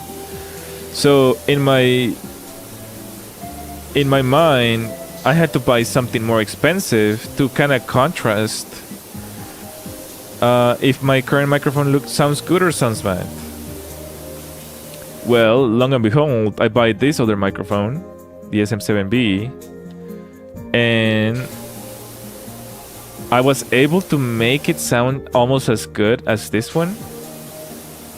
I don't know if it's a placebo effect that is not letting me say that it's almost as good or as good, because I did pay a lot more money for this one. maybe my mind is being like, oh, don't say that because you paid more money, so more money means better.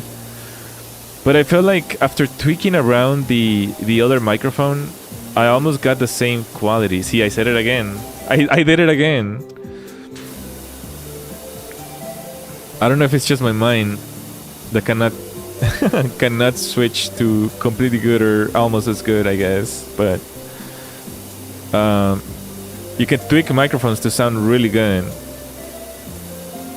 You can tweak a cheap microphone even, like a freaking Apple EarPods microphone to sound really good with some filters and tweaking the equalizer and things like that on OBS. So I'm not quite sure what's the deal with, you know, better microphones, I guess. I think it has to do with the build quality, because condenser microphones tend to be more fragile. You have to carry them on a case and things like that. The humidity breaks them, and if you drop them, they break as well and things like that. This one is like super sturdy. This one is like a brick. So I don't know if they take into consideration the construction build quality. Maybe scramble 2 recordings with the different microphones and choose yourself which one it sounds better. Then reveal which one you choose. Well, the thing about that is that I can't really return this one anymore. And I really like it. It makes me feel... I don't know. I know it sounds like, oh, you're part of the pretentious crowd or whatever. But when you're a new person coming into the scene, having the same things as other people kind of makes you feel validated. Like, oh, I got the same microphone as Merriweather. It's like, it makes me feel, you know, like maybe I'm doing something right, even if it's just owning the same things. And I still want to buy what? That's how I felt when I got body tracking. Yeah, exactly. It's like it's just tiny things that just make you feel good about yourself. I don't know, and it's kind of hard to notice because, you know, some of these VTubers have been doing it for so long that such a minuscule thing wouldn't matter, you know. Like, imagine telling someone like Iron Mouse, who's been streaming since like 2017 or even further, the fact that you got like, I don't know, an avatar that can move the cheeks around, and she's probably had this since like years ago, but like for the person who got it, it's like they felt closer to their dream, you know. I don't know if that's a good example. The reason why I say that is because the cheek tracking is actually very expensive. Cheek tracking is done by a different software. It's not done by Live 2D. You have to have 2 different software running at the same time to do like cheek tracking and puffing your cheeks and all that. It's like a second layer of tracking. To some people, it might not be a big deal because it's like second nature to them. But to a lot of people, that's a huge freaking deal. That's like moving next level in the VTuber hierarchy, I feel. If that makes any sense. Yeah, but then when you think about it, the fact that you are so excited about it when some people have had it for years is kind of degrading. Well, I mean, I don't know. I don't think of that. I don't think I've ever had an experience where I think of that. Well, actually, now that you mention it, I did feel like that when I got my VR headset. Because I was a very late bloomer. I've always been into like virtual reality. I've always been a virtual reality enthusiast without having a VR headset. I always made excuses for myself on why not to buy it. It's like, oh, it's too expensive. I'm gonna wait until it gets better. I need a new graphics card, so I will have to buy a new graphics card first, and then I will have to buy the headset, and that's like $3,000 already if I want to do that. I made so many excuses for so many years that when I got it, my first thought was, I regret this. I regret not getting this sooner. I regret not getting this sooner. I regret not getting this in 2019, 2020, 21, 22. Like, if I had had a VR headset during those times, my life would have been completely different. Extremely different. Not even joking.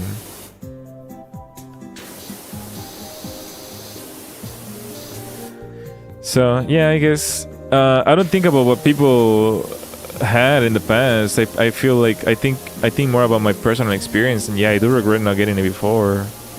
I can't imagine how many other things I would feel like that because I haven't gotten them yet. Like, what if I get a 2D avatar with the cheek tracking, and then I'm gonna be like, oh my god, this is the best thing ever. I regret not getting it last year or something like that. Like, you know what I mean? There's probably so many things out there that I probably will regret not having before. But it's just like, you can't do anything about it. That's just personal growth and personal, you know, acquisition of things is dependent on each person. And it's hard to quantify if you want them or not until you have them. Like, there's plenty of things that I've bought or have that they seem cool to everyone else, but when I get them, it's like, I actually don't want this. Particularly, one of the main things that I absolutely dread having is my smartwatch. It's absolutely pointless to have a smartwatch. The only thing that makes it worth it for me is the fact that it can wake me up without making noise. It like just vibrates on my wrist. And that's the only feature that I love about it, which other smartwatches can do. I used to have an off-brand watch, but then I broke 3 of them just from daily use, and I was tired of buying like off-brand stuff. So then I bought a good one, and it did a little bit less. It did less things than my old one, and that's basically the gist of it. I guess my experience with smartwatches. Everything happens for a reason. You wouldn't be sitting here saying this right now if you had gotten it when you should have.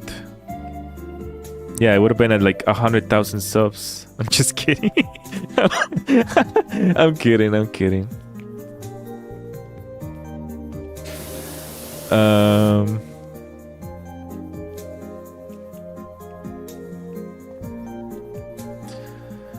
I feel the same way is about things that are hyped. I can never buy anything or watch anything that seems popular. I always want to wait until the hype dies down so I don't feel influenced. Man, but there's so many things that are like, it's so wild. It's so wild how many things out there everyone will hype or hate. Like, I've had things that people absolutely despise, and their reviews are super harsh and no one likes or enjoys, and then I use them or buy them or watch them depending on what they are, if it's movies or content or whatever, and I'm absolutely in love with them. And then you kind of start realizing that people are dumb and that their opinions are baseless, because everyone just enjoys things differently, and for you it actually works, and you enjoy things differently than other people. It's just that the majority are always going to be vocal about what people enjoy. It's so wild. It's like so difficult to know what's going to work for you and what's not going to work for you, because the opposite can be done the same, right? Like, popular things are not good for you, or unpopular things are good for you. Truthfully, I just don't like the idea that so little of my choices are truly my own, so maybe that's why I hate riding the hype train. I'd rather be contrarian than an NPC, I guess. That's a wild statement though. I often feel like basing your decisions on opposition, it's almost the same as following the crowd, right? Here's an example. When people are fighting online, it's a very, very common thought that if you block the other person, you lose the argument, right? Oh, if you block me, it's because you lose or whatever. So therefore, people don't block people, so they don't seem like they lost. I personally don't care about statements like that. Like when people say things like, "Oh, if you block me, it's because you lost." It's like, no, I block you because I don't care about this, or things like that. Like, I don't know. Like, regardless, like I'm not gonna be biased by anything, con or pro. You know what I mean? I'm not gonna be biased because people think I'm an NPC. I'm gonna buy, like, if everyone buys Coke and I like Coke, and people tell me, "Oh, you're an NPC because you buy Coke." No, and then just buys Coke or whatever. I don't know.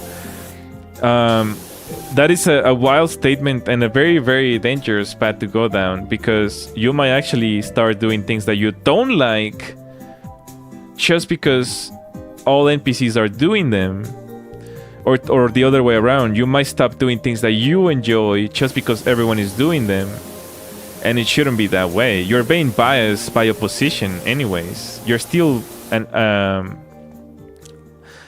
you didn't stop being an NPC. You're an NPC on the opposite side. Does that make sense? You shouldn't be biased by either or. If something is popular and you enjoy it, and you feel like you're enjoying it because you're an NPC, that's the wrong reason. You're enjoying it because you like it. You shouldn't stop enjoying things because everyone else is enjoying them. That's kind of a weird train of thought. Does that make sense? Yeah, I get you. Yeah. So I'd be careful with that. What train of thought? Like, I still enjoy very popular things. Like, I still enjoy plenty of things that are like popular, but I just make my own judgment on them.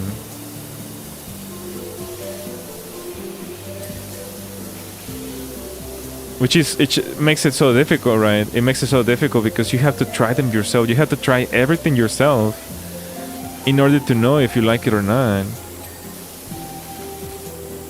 Like, you have to watch movies by yourself, or not by yourself, but yourself, if you want to know if you enjoy them or not. Like, I've had like a lot of movies that I absolutely love. Like, La La Land speaks to me in a huge way, huge content creator way. La La Land to me was critical in my life, and then long and behold, you go watch the reviews and it's like 3 out of 10. Like, what? What? La La Land was huge about content creators and dreamers who want to make it and trying hard to get there. It had such a deep meaning behind it. And you're gonna tell me that's a 3? Like, what? Just because it didn't relate to your 9-to-5 job or something? Or like what? Like, I don't understand. It was such a weird, like, culture shock to me. Legitimately struck me. Nowadays I try to find my own reasons to like what I like, but I still feel like it's necessary to avoid popular things from time to time to be able to have my own views and stuff.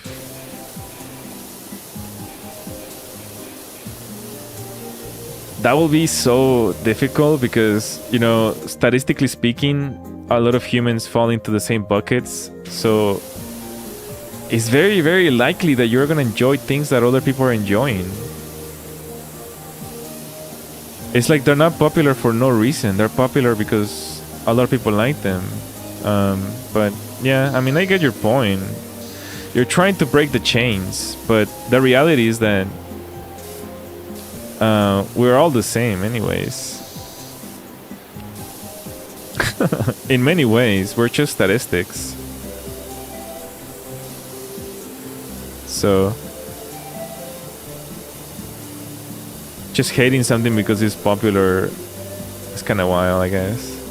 Like, how do you tell what's your opinion and what's someone else's opinion if you're always watching the stuff that other people do and lots of other people at that?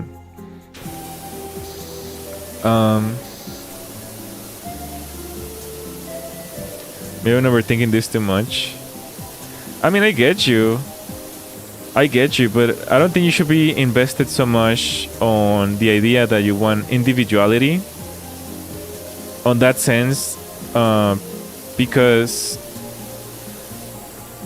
we are all the same humans. It's like trying to say, it's like, maybe we shouldn't wear shoes because everyone wears shoes, kind of thing. Like, we all have feet, so it's like obvious that we're all gonna like shoes because we like to protect our feet. You know what I mean? Like, we all have common ground.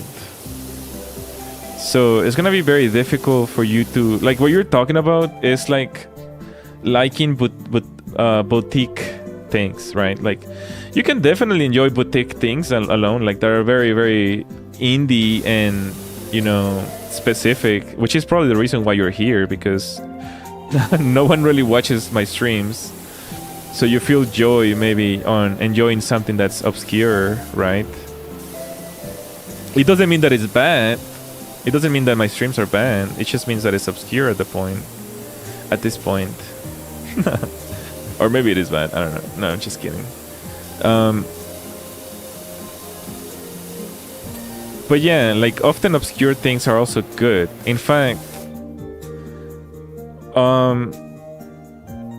oversimplifying, like popularity has to do a lot with oversimplification, you know? That's why the same shonen animes are always popular, you know, guy save the girl type of deal. As long as you oversimplify things, because oversimplification is always gonna reach a broader audience. It doesn't mean it's better than niche like niche things, because there can be some really, really complex animes.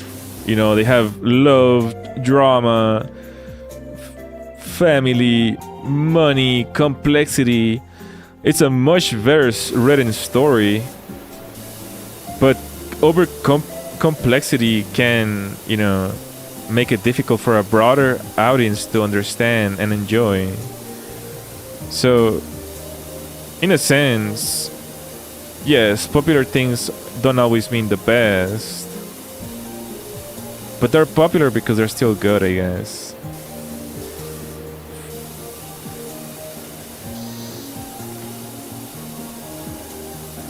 It's kind of definitely a difficult topic, because we're always gonna be missing. We're always gonna be missing on the things that are unpopular, but they're good. You're never gonna see the things that are unpopular but good, because they're not gonna succeed. There could be hundreds of companies who make, you know, better smartphones, better smartwatches, better tablets, better computers, better CPUs architectures, or better videos, better everything. But because they're not established or anything, you know, we'll never see them flourish, even if they're better, even if they actually, you know, like, I don't know, even if they're like better for everyone in many ways. I kind of feel like that's how a lot of Android users feel frustrated with Apple users, because Android users will say for for everything that their devices are better, and that they see no reason why Apple users are enjoying Apple devices. I mean, does that make Apple users brainwashed because it's popular? Or is it actually a good product that fits their needs? It's like such a weird topic, right? And I imagine your train of thought. Probably, I can already tell that you're an Android user. I can almost tell that you're an Android user because you probably hate you probably are the opposition in this in this topic.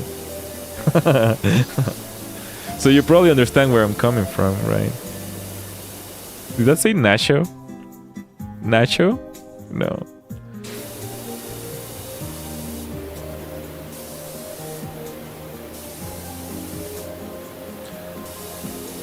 I don't know. It's just it's a funny topic, though. It's an interesting topic. The bottom line is like you have to try things for yourself at the end of the day. Unfortunately, yes. Don't call me out like that.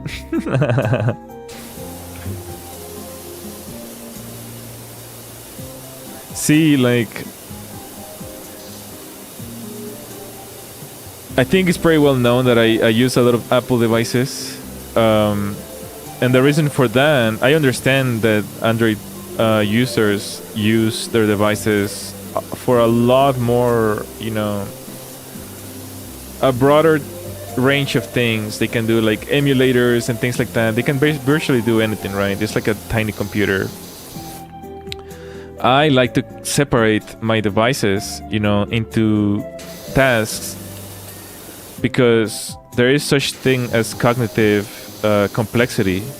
I don't want my mobile devices to be too complex, or else I'm gonna be spending hours just trying to, like, you know, complete something. So by simplifying my devices, I can funnel all of my work in my desktop computer. I don't need to be tinkering, rooting my phone every 3 months or anything like that, like, or my tablets or anything like that. Like, I actually do a lot of work, a lot of content creation with my devices. So instead of tinkering so much, wasting so much time, you know, I'm actually doing like what they're meant to do, you know. So that's my case for why I don't need a device to do more than what they should. But I know for a lot of people, you know, a mobile phone is like their only computer. So of course they welcome being able to do all sorts of things on a device. And they will even fight to tooth and nail that you're wrong, that you should do more with your device, and you should be happy with doing more with your device. And I don't agree with that. Unfortunately, I don't think every device should do everything. Fuku happy. But, you know, it's just dependent on the person, what works for them.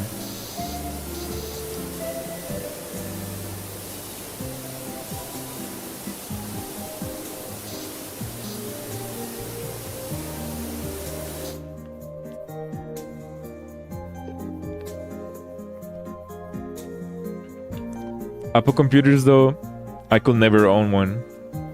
I love them, but I could never do the amount of things that I can do on my computer, unfortunately.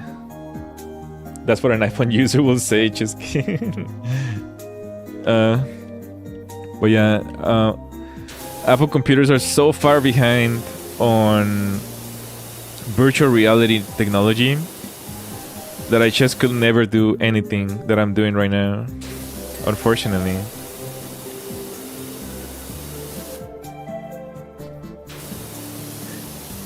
You can't even plug your headset device on an Apple computer. It will probably blow up.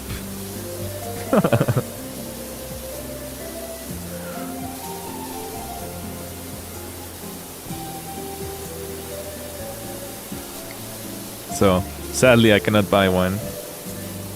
Even though it will make my workflow way easier, because I could transfer videos from my mobile devices and things like that into my desktop and work from bed and things like that. Unfortunately, it is not possible. I have to do everything in my stinky computer. It's also a mini nuclear weapon. What? Are you talking about the iTunes? The iTunes terms of service?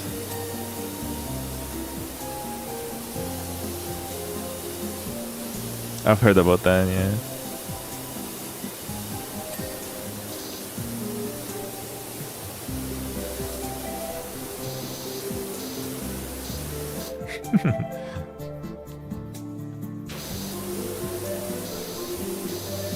I know this has nothing to do with this, but I was kind of gonna segue into this because we were talking about having multiple computers, I guess. I know some VTubers actually have 2 computers. One computer to voice change their microphone, and then the second computer to play the game. Because some games, for some reason, change your microphone, revealing your real voice instead of going through the funnel of a voice changer.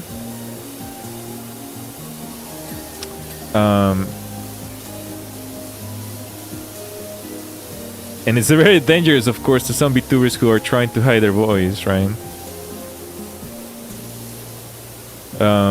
But yeah. Having 2 computers, my gosh.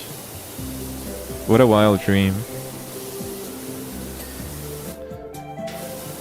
I guess I was saying that because I'm still trying to somehow validate owning a Mac computer. Like I've always wanted one, but it just doesn't work for me. The workflow just doesn't work. I did have one at some point. Like I had one for I had a small laptop.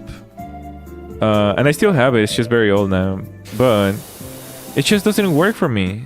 It doesn't work with my workflow, unfortunately. I get wanting to keep the anonymity, but getting a whole computer seems successful. No, it's not. It's really not. Some games will change your microphone on start. It's really not. Like when you value your anonymity, especially if it will break the immersion of your viewers, because they are there for your character, not for your real self. I think it's totally valid. I definitely think it's a worthy investment, especially if it's not even like you didn't go out of your way to buy a second computer. Maybe you just upgraded your new computer to a new computer, and you're using the second computer just for that microphone purpose. It's not entirely excessive, I guess. Even I have a second. My old computer is still like. I bought a new case for it, and I already had like the rest of the components. So I have a second computer whenever we used to stream the Ducky stream.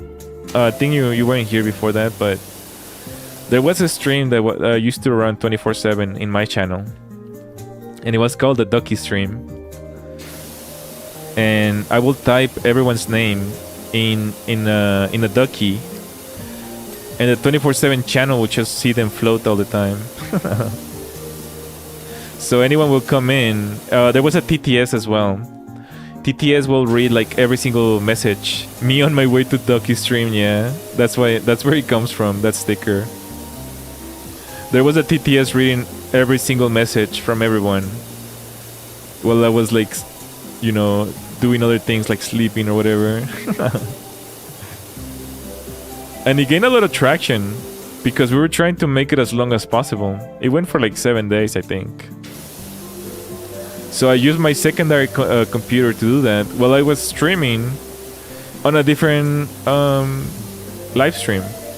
I was literally streaming video games while the Ducky stream was going on, and then I will funnel everyone from the stream when the stream was over.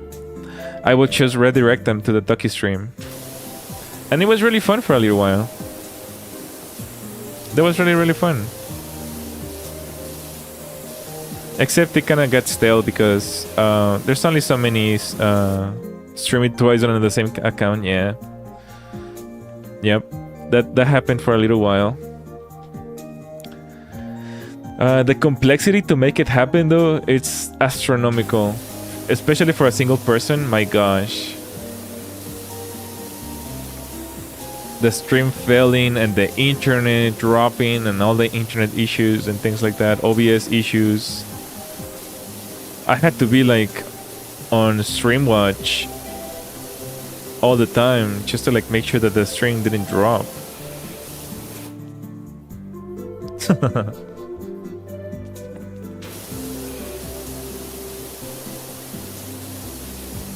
So I decided to just stop it. It was fun, but we also needed like a better game other than Ducky Stream, I guess. Especially in just one account too, I mean, it will be a lot. I mean, there's accounts that do it without issues. They're just much better at it than I am. And they don't use certain features like, you know, chat on screen and things like that. Because on YouTube, since you can have multiple live streams at the same time, chat on screen kind of breaks because the bot doesn't know which chat to take from. The bot only assumes that the latest stream is the one that you want to show the chat. But the issue that I was having is that it was grabbing the other stream's chat and then displaying it on the screen. And there's no way to change those settings. The bot just kind of assumes that you're just displaying the chat from the last stream. And the way other streamers do it is like they mitigate that by not putting the chat on stream. And they have like, you know, 6-7 streams going on at once. They're like either playing music or whatever. There's channels like that. I follow one that I love actually. It has very nice like 30s music. And it's always like 24/7. And it has like other 7 channels. I mean 7 live streams. So it is possible. It's just that for me, it was just a tad little bit overwhelming. Maybe we were trying to bite a little too much. And I commissioned. I talked about this before. I commissioned a bunch of songs for lo-fi, Star Team lo-fi songs. Because my plan was to start a lo-fi channel for Starlights. And I kind of wanted to have a stream running separately in my second computer, 24/7, just playing music. Kind of like the Ducky stream. Where I could be able to like redirect them there whenever the stream was done. And I could just continue to commission music that I enjoy listening to and just put them in the radio there. My dream kind of fell apart after realizing that people are burnt out from lo-fi girl. I made a poll asking if people like lo-fi, and it was an overwhelming no. I wish I could have done that before I commissioned all these songs. But it is what it is.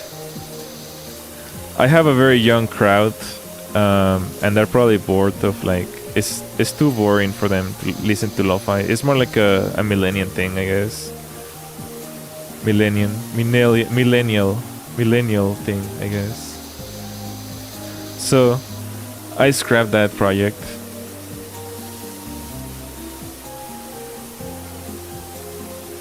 Unfortunately. But it would have been pretty cool though. It would have been quite puggies.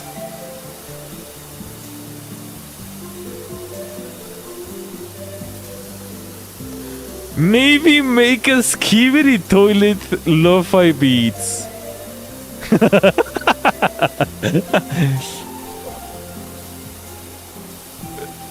Bet they'll like that. Oh my gosh.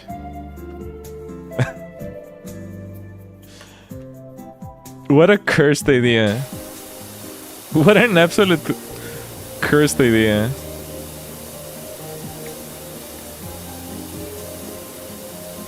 I feel like I will get sued by the creator probably.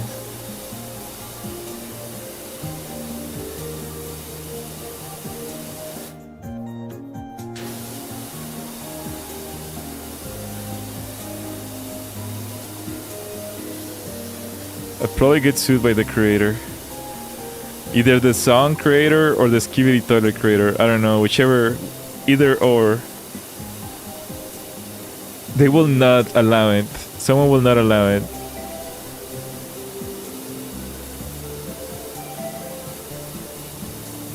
Man, I kind of feel like singing a little bit. Should we practice for karaoke?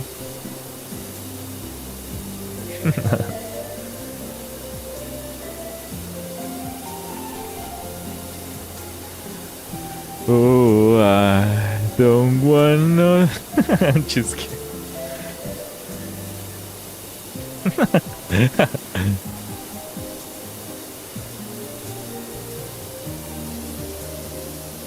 The urinals now I'm thinking will each contain different soft drink. What? My gosh.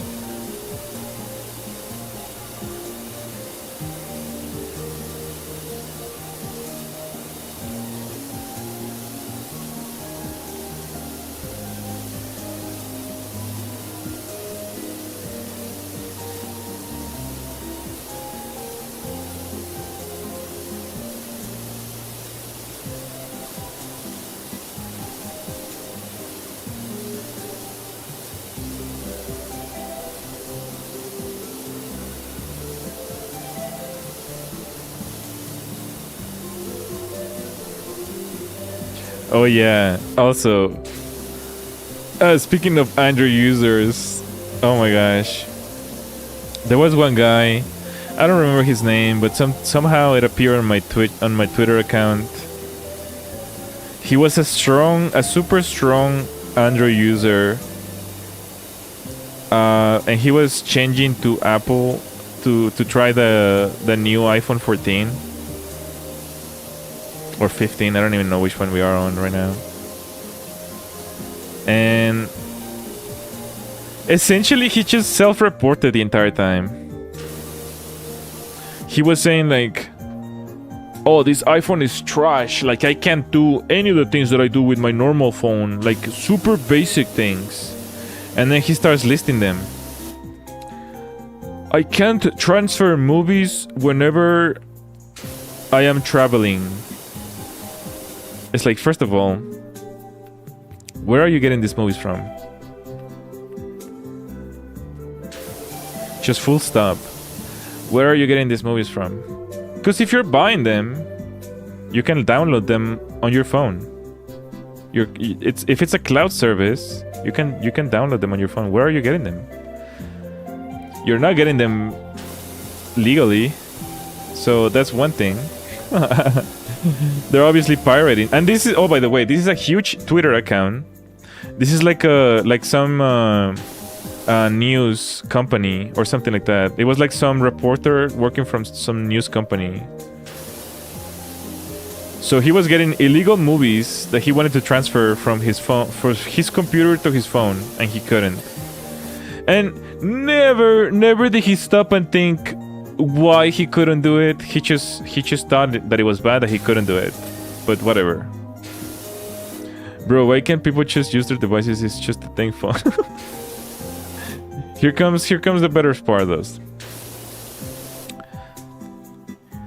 He's trying to use Google Docs on an iPhone, which I don't know if he realizes, but Google Docs is a Google product. When you use an iPhone, you're supposed to use Pages.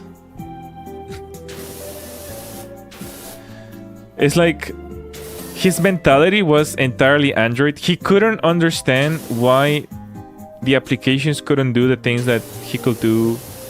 Like his train of thought was very Android-y. if that makes any sense. You can't just switch devices after like 10 years of using something and then suddenly like you want the other device to work the way you're used to. That is completely irrational. Like, he couldn't understand why he couldn't do certain things. I wish I could find that freaking tweet because it was hilarious. He was like saying the most simple things ever that you can do in both phones, but he was doing them wrong on iPhone. And I know that's a weird statement, right? Like, oh, you're saying that the user is doing it wrong. Okay, maybe it's not wrong, right? But it is not possible to do them the Android way. It's like, it's not that difficult to understand. He wanted to do everything the Android way. But on iPhone, it's like, it doesn't work like that. He wanted to like transfer files from his phone. This was a recurring problem. Like, he wanted to transfer everything. He wanted to open everything on his phone. He wanted to transfer files on his phone. He wanted to open Google Docs. Things of that sort. Well, Android is a very file management heavy operating system. It works very much like a desktop computer, which is WYSIWYG. What you see is what you get. iPhones and iPads and all that is like it's very cloud based, right? So it's far more convenient than, you know, plugging your phone to your desktop and then you open your PC and then you drag and drop or whatever. On iPhone, it's like you save your file and it just shows up on your desktop, right? But it's because the lack of understanding from an Android perspective, you're never gonna, if you've never used the software with a clean mindset, you're never gonna understand how it works because you're still trying to do things the old way. Of course, it seems dumb. It seems very, very dumb. It's like, my computer does this by drag and dropping. And so is my Android phone. Why can't iPhone do it? It's such a simple thing, right? It's like in your mind you're thinking it's a simple thing. But it's because iPhones have evolved in a way where you don't need to do that anymore. It's like you save a file in Pages and it shows up in your desktop and you can see it in your desktop. It's like, it's not rocket science. It's like they simplify the method way more, and to the point that maybe it's just hard for people to understand coming from an Android perspective. And he knows, I feel like he was playing dumb in some points, because obviously Google Docs does this as well. You know, you work on a Google Doc and it updates on all your devices. But I don't know why, for some reason, he kept trying to move files like manually from his phone to his computer, and he found out that he can't do that. It's like, you can't do that, bro. It's like, it's all cloud now. But in his mind, cloud, I guess, was an inconvenience. I don't understand, dude. It's like, he was seeing the way an old person will see it. It's like, imagine thinking about like a phone, I guess. A phone, like a rotary phone. It's like, what do you mean? What do you mean I can't put my finger in the hole to rotate the phone, huh? I don't know. I don't know, dude. It's like, I feel like the biggest problem with people, you know, trying to see others' perspective is that they don't go with an open mind. They don't try things with an open mind and an open perspective. They're always trying to be right. It's all about being right. It's all about having the better opinion. It's all about being better than you, better than everyone else, better than the opposition, and that's why so many people just don't want to learn or don't want to change. It's more of a you problem, to be honest. But I digress, I suppose. Hello, Doctor. Welcome back. How you doing? You still playing games? Being a gamer?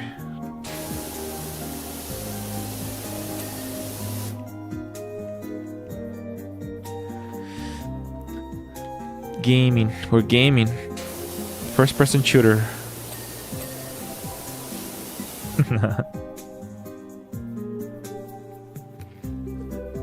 Epic gameplay, yeah. Yeah, back from playing with my friends. And to be honest, had fun. Nice! Then why did you stop doing it? Why not just keep the fun going, huh? Cherish those times. Don't let a stinky VTuber stop you.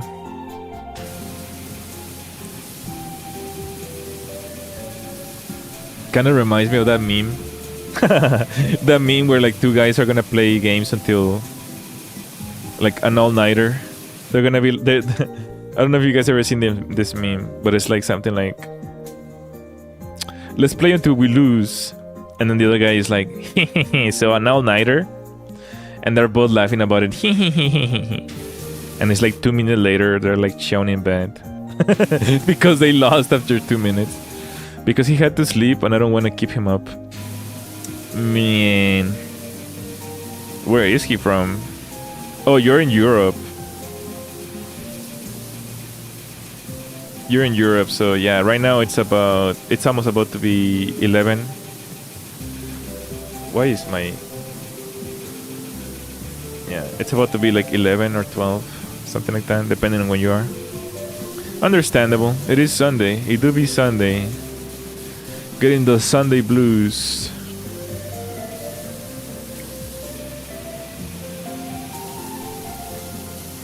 The boy is too young to be singing the blues. Kind of feel like singing already. My gosh. Yesterday I was singing all night. I was testing my microphone. And I just kept singing to myself. It was pretty nice. Pretty nice, pretty nice. If I say so myself. That boy is too young to be singing the blues. I don't know. I didn't think of that from that perspective. So, no, it's fine. It's fine. It's fine. It's not your fault.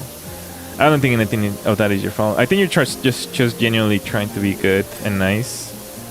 It's just me being weird, I guess.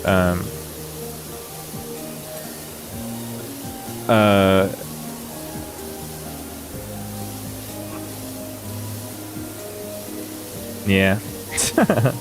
It's all good. It's all good. It's all good. If I didn't want, I guess, if I didn't want people to support her, I guess I shouldn't have charted it, but I had good intentions to say, yeah, I know you are. I know you do. I know you always do.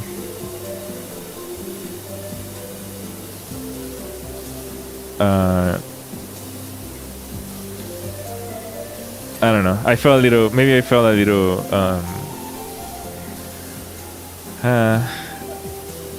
I felt a little upset, I guess. Sorry about that. But anyways, it's an unavoidable. Unavoidable.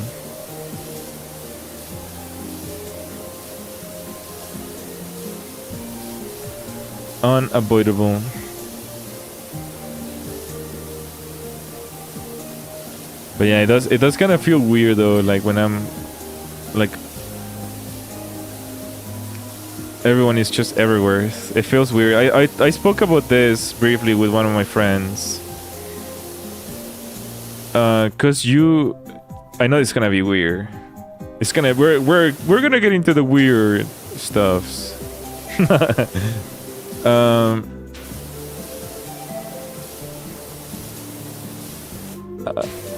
I felt like that with your streams. Your streams kind of were like my guilty pleasure when walking in the mornings.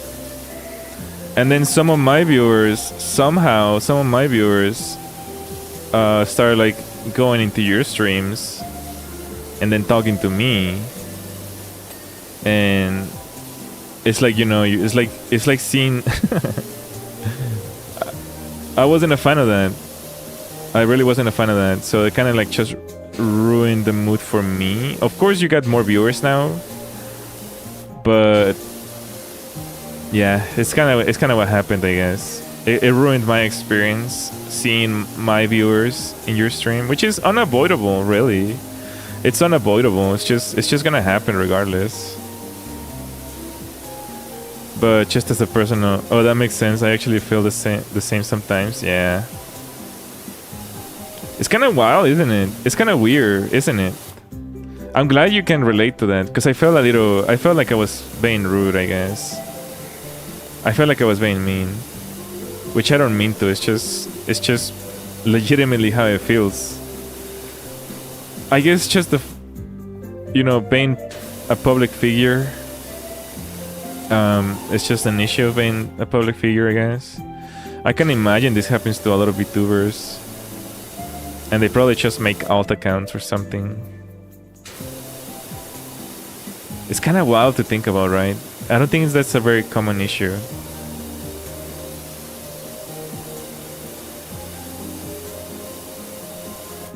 I don't know. I never, ever, even if you're small, the community spreads. I think it's even worse when you're small, right? Because you identify who is always there. You can easily identify who's always there. And the problem is that they start remembering things about you as a person and then spread them around as jokes somewhere else because they're trying to relate to you. And it feels like a breach of privacy, especially in other people's streams. I don't know. It's all so weird. Oh yeah, because you can read every single message. Yeah. It's like people are trying to make jokes about you on other people's streams. And it's like some outrageous joke about something, some private incident or something that happened in stream or something. I don't know. It feels odd. It doesn't feel like, I guess it's the lack of tact of viewers, right? Because they're children after all. So they don't know any better. They don't know how to, you know, interact with people.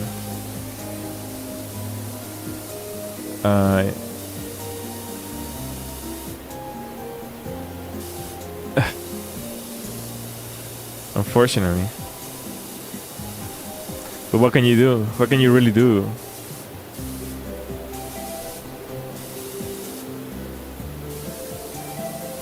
It's like on other people's streams, you have no control or power, right? They say outrageous things about you or the streamer. I don't know. So such a weird dynamic. I guess the only resolution here will be to create alt accounts, I guess.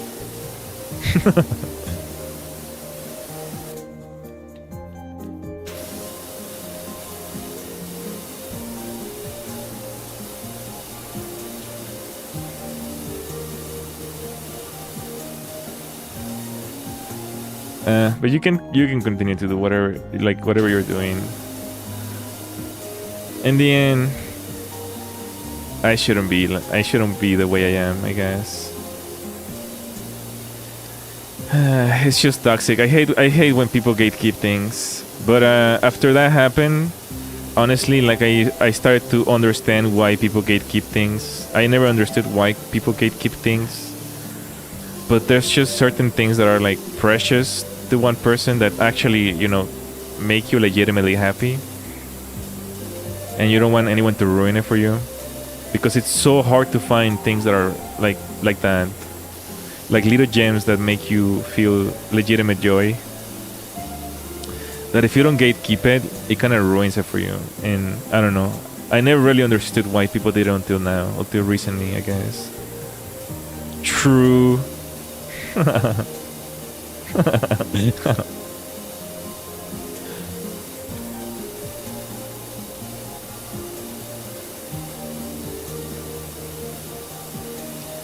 But I guess whatever.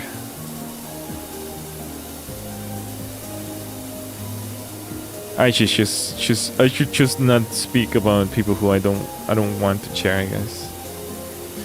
But I shouldn't also be like that either, because I don't like being like that. What a difficult situation, I guess.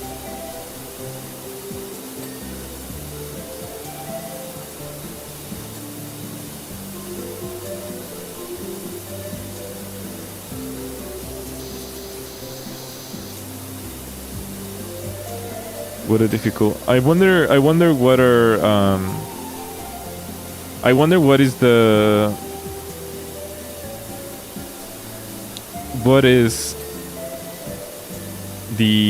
consensus of other people, other VTubers. I wonder, like, I'd like to know what they think about things like this. Like, do you have VTubers that you gatekeep for yourself?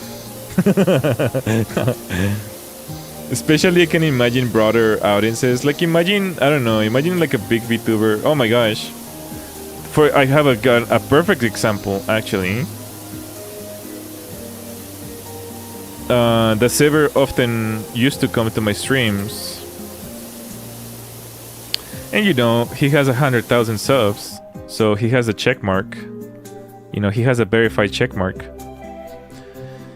And sadly, my viewers always pointed out, like, oh my god, a verified on 100,000 subs channel in here? And obviously, he's probably so used to it that he ignores it. But you know, I can kind of feel that. I can feel for him. You know, maybe I was like his guilty pleasure, you know, at some point. And it's just annoying that other people are like so driven by numbers. It's like, oh my god, an 100,000 subs account here? Hello. Oh my gosh, hi. It's like, okay, they're just trying to enjoy the stream. I don't know. Especially because children are so brutally honest. Even though they're just saying the weirdest things. But oh well, I digress. I suppose it's just something that you just cannot change. So true.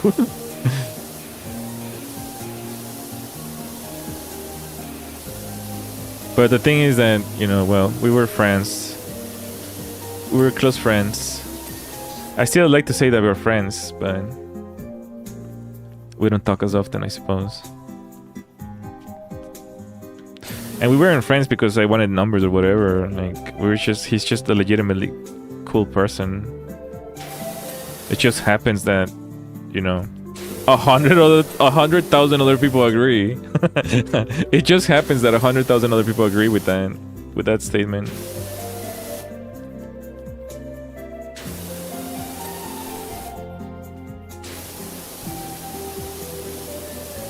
But yeah.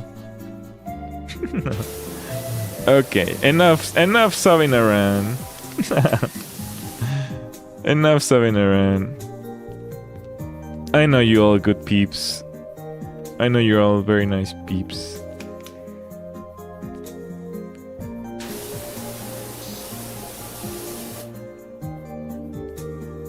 Sometimes I feel like I'm the rude person here.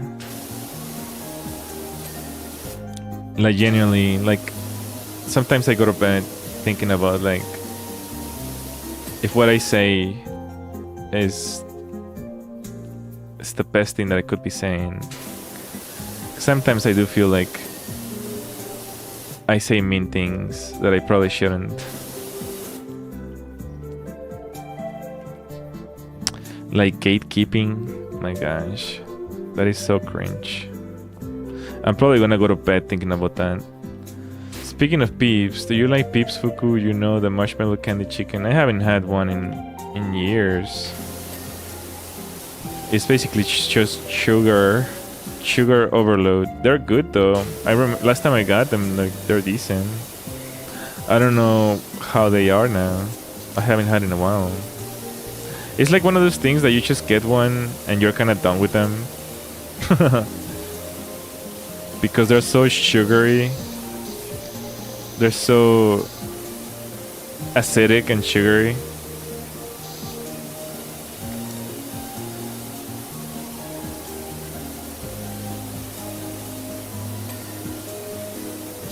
But yeah, do you like them?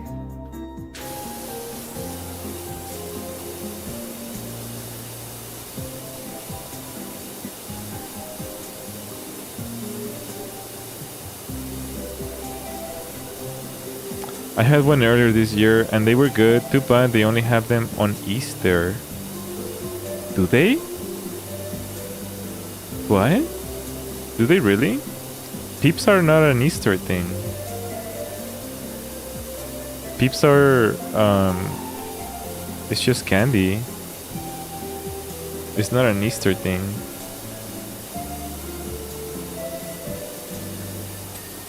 Or is it? I don't think it's just an Easter.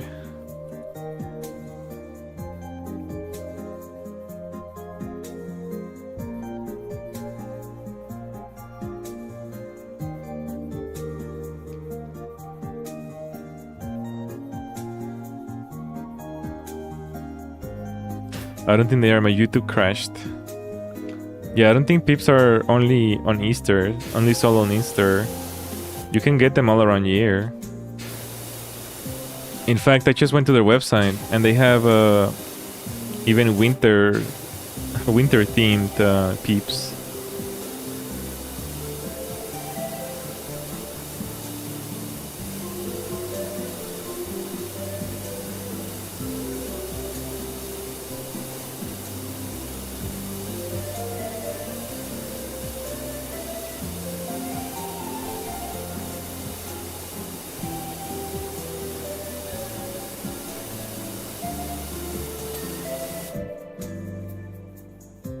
Hello Wanderer, welcome.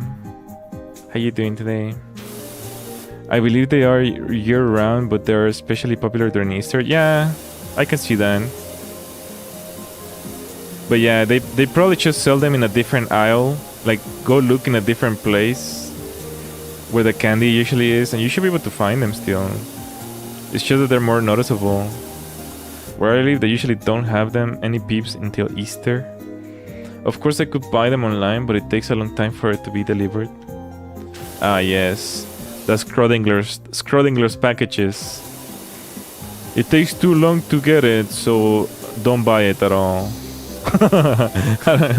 Okay. Well, I probably will say that just look harder, I guess, in your store. It might just be in another aisle, next to like different candies. Maybe it's just more noticeable on Easter, but they should still sell them in your local store. Today I'm doing 7 toasters out of 3 vacuums. Man, that's a tough one. Everything okay, Wonder? Gotta look hard enough the eyes pop out. Awooga. What is this doing here?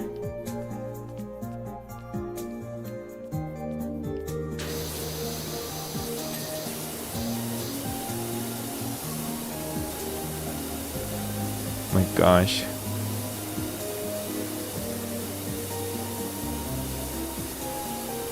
It's always taking us hours and hours to clean these things. Who plays this game? Doing alright? Okay, I hope so. I hope so. Is there anything we can help with? Any advice you may need? Chat is full of wisdom today. Lots of very useful information. Unless you don't feel comfortable sharing anything, then that's okay. Enjoy the stream and I hope it makes your day feel better. Also hope that toilet seat isn't wooden? I think it is. Yeah. Did I just lick the floor? My gosh. Prone is probably not the best idea here. No proning.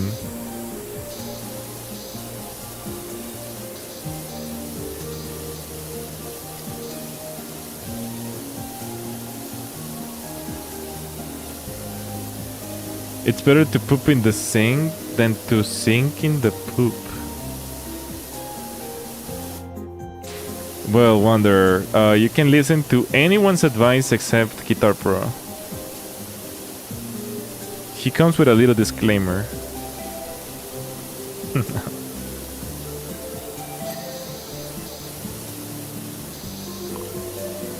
Every time you play this game, it always turns into a long conversation. I know, right?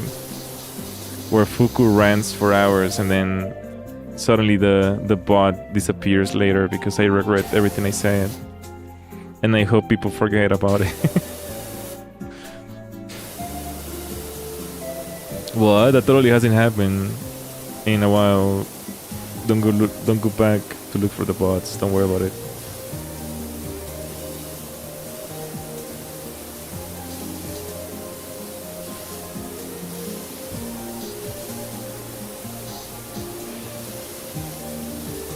One day I'm just gonna delete all my bots and all my videos. Kaput. Everything gone. Just start fresh.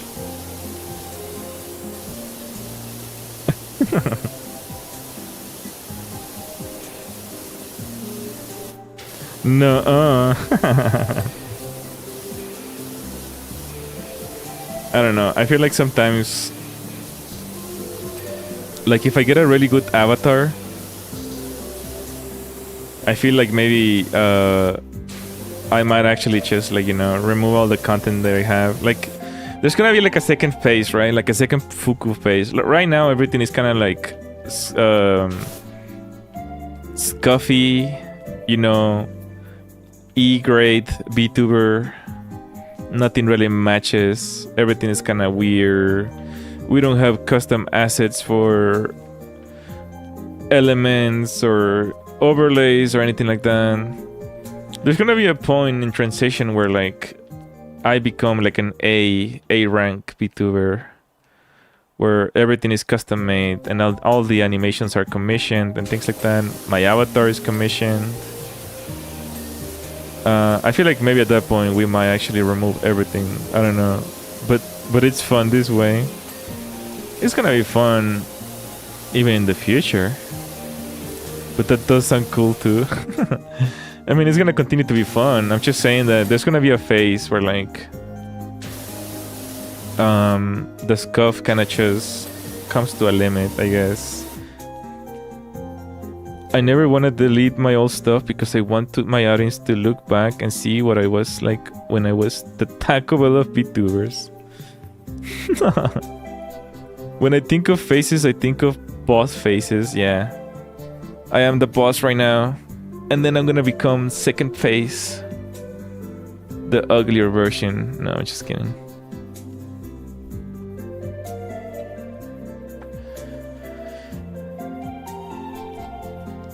Phase 2 Fukustar. What will that even look like?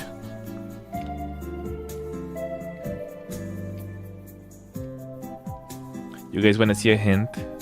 A hint of what it will look like?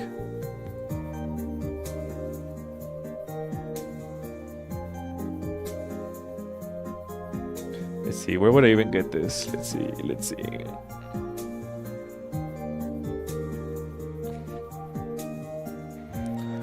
Where is it?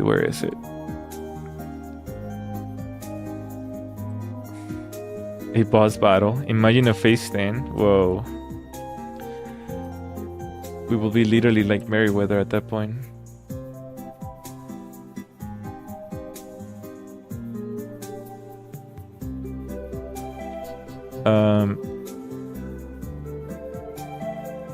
Little sneak peek.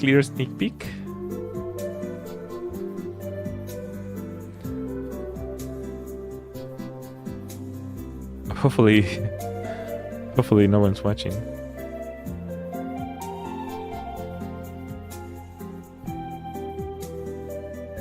Let's see. How big is this one? What is this? And how big is it?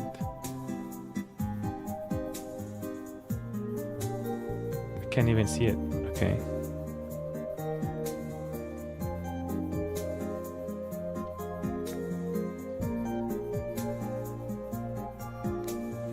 Oh, I exported it the wrong way. Oopsies. Oopsies.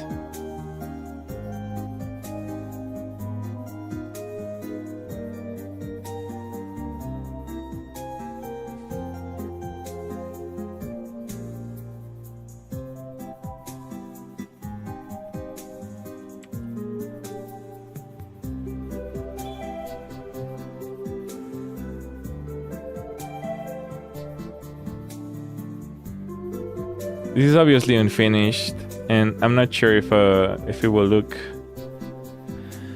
if it will even be worth spending any more time on this one. But essentially,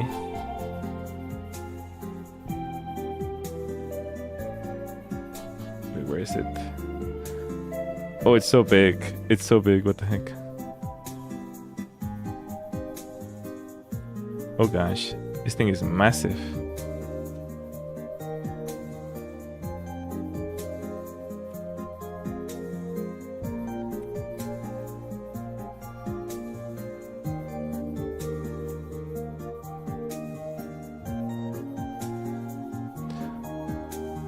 Okay, here we go. So essentially, something like second phase will be something like this. Right? Just imagine.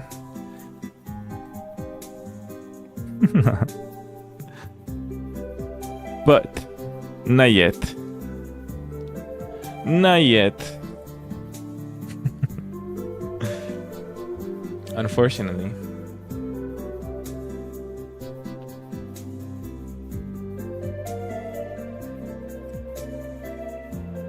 That's adorable. I'll have to think about it. I'll have to think about it. We went into this into depth talking about it. If it's even worth investing more time into this avatar, or if we should go with a more handsome version of myself. Do you draw that? I don't know.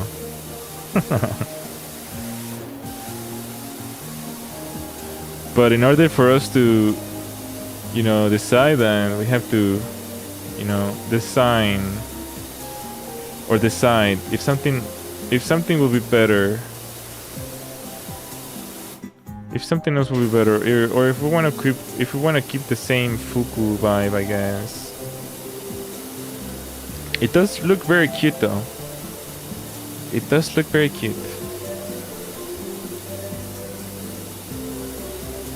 But I don't know. I don't know. It's hard to make decisions, I guess.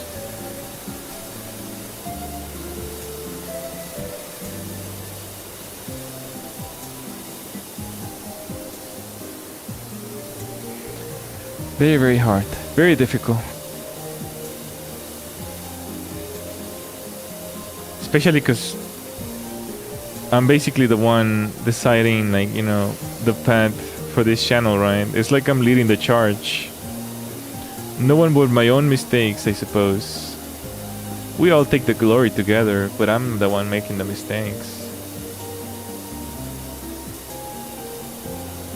So, with a more handsome YouTuber, I mean, Fuku, be worth changing the model, or should we just continue with this model that I put together myself? This is literally a reflection of what I envisioned initially with my limited skills, right? This is what I designed myself. But perhaps, you know, more experienced people out there could generate a much more appealing avatar. There's no way for me to know unless we try, right? And then we have to go through the process of illustrating it and rigging it, which takes time and money. So it's not an easy decision to make. Unless, you know, unless we try, we fail, and then we try again, I suppose. We can try as many times as we want. It just takes time and money. But if we find like the perfect thing, I wouldn't mind spending... I hate wasting time, but I wouldn't mind spending money on what could be potentially an amazing avatar. If we have to spend money on like, I don't know, like a lot of money, like I'm talking thousands of dollars, on what could be potentially like a really good avatar that makes me comfortable and is appealing visually, I wouldn't mind spending it. It's just hard to know what it is, you know. It's hard to know what it could be. It's like, what is it? Where is it? Who is it? I don't know. I don't know. And I've spoken about this before because I absolutely wish I could talk to Merriweather about this. He has all the connections. He knows all the people. He has so many connections. He could immediately let me know which artist could do the job for me. I absolutely wish I could talk to him, but unfortunately, you know, I wouldn't even mind paying him money for his information, because he has commissioned so many avatars in the past that he knows who's good and who's like not gonna scam and things like that. You know, he knows who's professional, and he has a wide range of artists at his disposal. Some to whom he might even gatekeep, to be honest.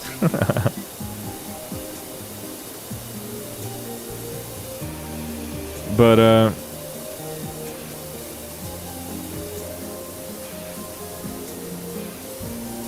yeah, that's obviously not a possibility, so I don't know who can I talk to. I try making a tweet about it, like if anyone can like recommend a good a way to commission skev artists, but like even the persons who replied were like, well, I only take skev commissions from really experienced people with tons of reviews, or else he's like hoping for the best that we don't get scammed. And I'm like, oh, okay, thank you for the advice, I guess. Thanks, bro. You just only confirm my fears, I say, at that point.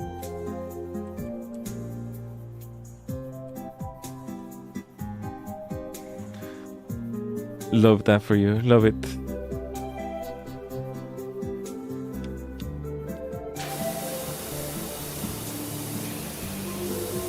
But yes, now that my channel has been established, because I spent the whole year kind of just establishing, you know, the brand and everything, you know, creating content.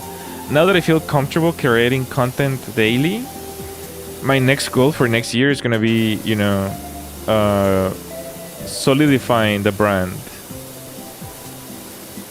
commissioning a ton of artists to create Fukustar and Starlights content, especially for things like TTS and notifications, you know, little animations with the Starlights and things like that. Whether they are commissioned or made by me, you know, that's gonna be my goal for actually even beginning end of the year or beginning of the year will be my goal to start solidifying all that, to the point that I might even commission someone to create a logo for me, because the logo that I have right now for Fukustar is I made it myself, And it's not exactly visually pleasing, to be honest. I literally made it and just kind of like just hoped for the best, I guess. And it kind of just became that.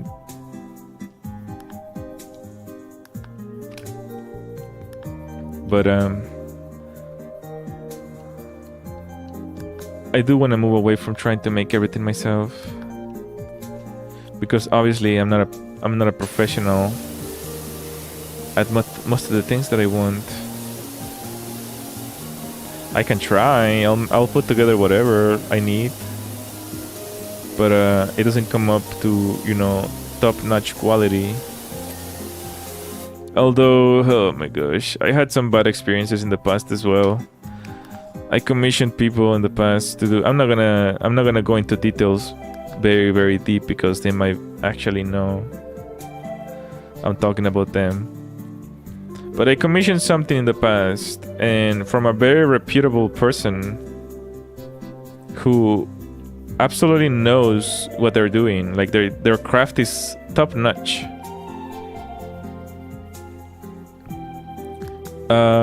They have tweets with thousands of likes, and their content is really good and cute and all that. And so I commissioned from them, trusting their brand, you know. And the end result was something nightmarish. It was definitely uncanny valley, unfortunately. And I paid good money for that, but you know, I decided not to use it.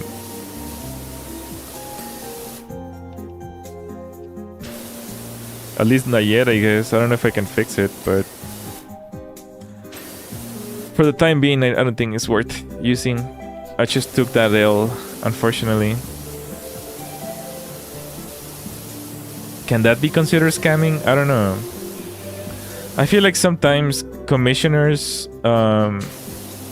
they absolutely make amazing things for themselves, but then when they commission, it's like the passion is not there, so they don't even try because they don't really care. And like the quality for commissions is like subpar, because it's just not appealing. It's not fun to work on someone else's things, right? I think I understand that. I can understand that. The passion is just not there. So it is what it is. It is what it is.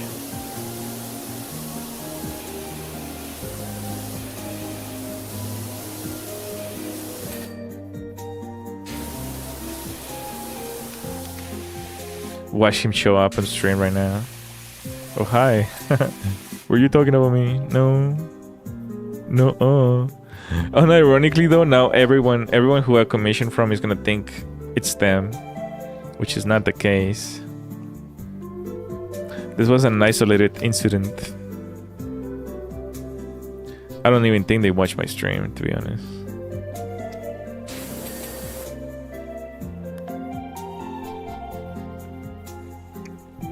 But they could. At any time.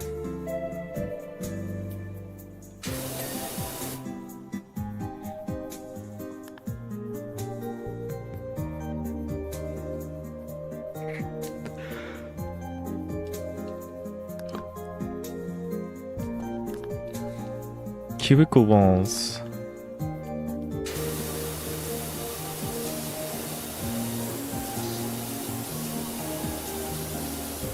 Cleaning a restroom though with a power washer must be so satisfying.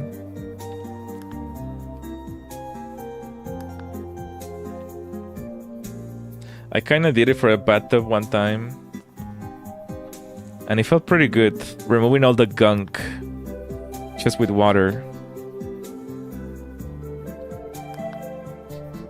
It was pretty fun, but it was like a very, very small thing that had to be cleaned.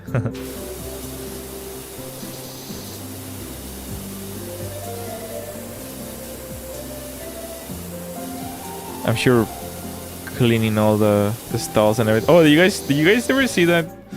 There was a TikToker, I think. She likes cleaning stalls from places, and she got caught cleaning a stall from Walmart, and then the Walmart staff had to like kick her out because she can't be cleaning things in there. Kind of interesting though that she was cleaning. I mean, she was doing it for free just because people like cleaning so much, I guess. I mean, she was doing it for the TikTok too, but and I mean, she was doing an awesome, amazing job though.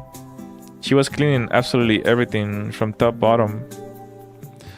You know her? Nice, yeah. But still, like, they had to kick her out for whatever reason. What other stall? Cubicle walls. What? From the outside? What walls? Like inside? Are they talking about these walls? Oh yeah, they are. There you go.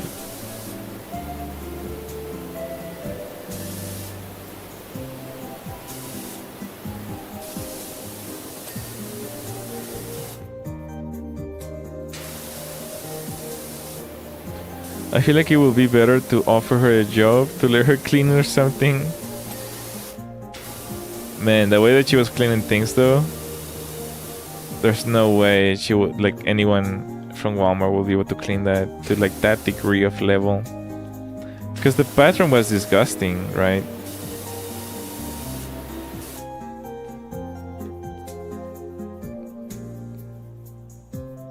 Is it still blinking? Why? What is dirt in this wall? There's nothing dirt in this wall. Unless it's connected to this one. Oh yes, of course. Game logic. Thanks, game.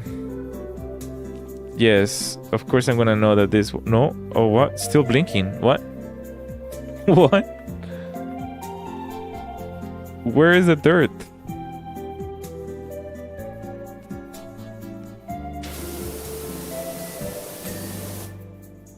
What?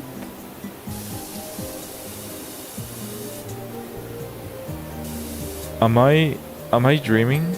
Oh! What? I couldn't even see it. Okay. Cistern pipes.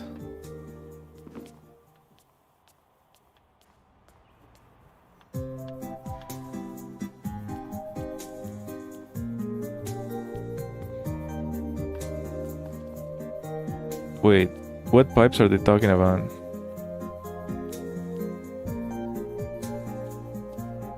Oh, these ones. Yeah, but that bathroom was disgusting, and then she just comes and cleans it for free. It was funny though.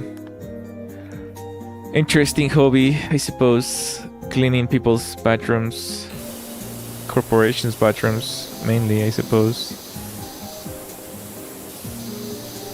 They just want to clean disgusting things, you know. They should go to the national parks and try to clean them. That's gonna be a good one. Have you ever been to a national park restroom that doesn't have plumbing? You don't want to be there. You do not want to be there. Cubicle door frames, okay. This one. They're so gross. They don't clean them at all. They probably clean them like every other 2 months or so. They're absolutely disgusting, and they smell so bad.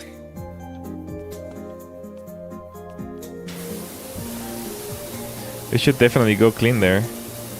I'm sure the park rangers will be absolutely in love with these people, because no one is cleaning those things.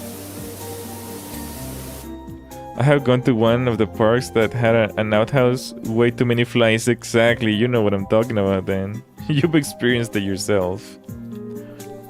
You know what it feels. So, they should go clean those places. Hand dryers, okay. Not this one's. Going to be bomb planted. Absolutely grotesque, yeah. Ooh, for girls it's doing probably worse. For girls it's probably worse, huh?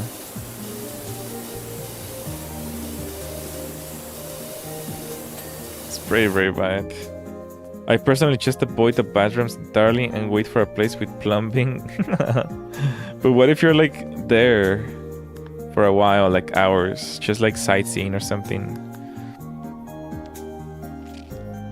You don't want to be the party pooper, right? No pun intended. In the woods it is. Well, I suppose, yeah. That could be a choice, I guess. Like a bear.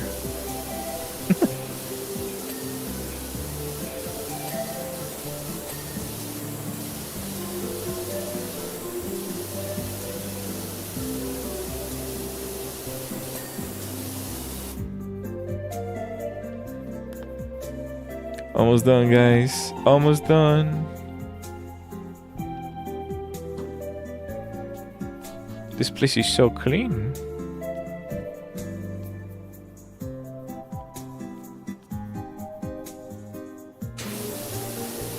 Wait, I can't tell if they're not blinking because they're white, or these are not the lights. Oh, there's more lights inside. I forgot. This one.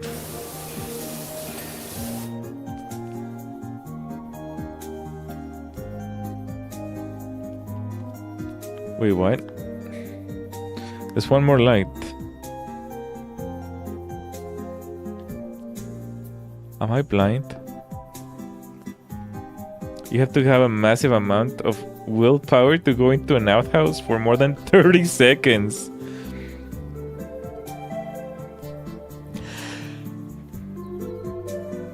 You know, that is very true, but at the same time, we're so programmed as humans to do it in the designated areas that a lot of people do it anyways. It could be the most grossest thing ever, and people will still go there. Is it human decency or indecency? I don't know. Wait, which light is broken? I guess I'll have to clean all of them, just for good measure.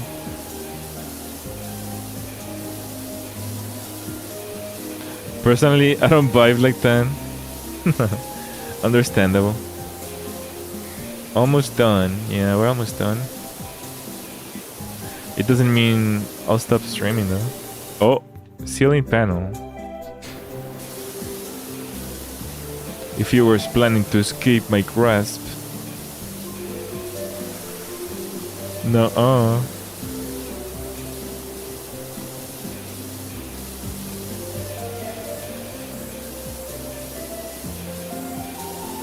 Which light is it? What the frick?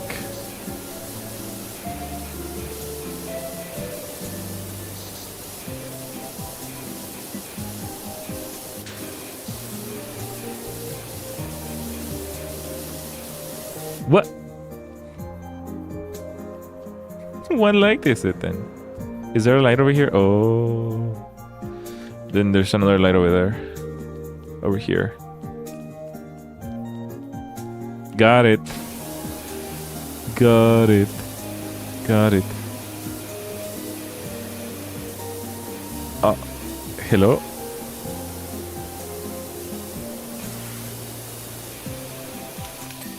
There we go. Got it. Light switches. 1 out of 4. I didn't even see the light switches. That's a switch? The heck kind of industrial switch is this? Does it have a cover? What kind of people are like using these restrooms that the light switches need covers? Are these like Taco Bell users? It's like it's gonna splash all over the place or what? How do you turn the switch? I think it's a cover. So you open the cover and then you switch. You press the switch, I think. Does it have a built-in splash guard? I guess so.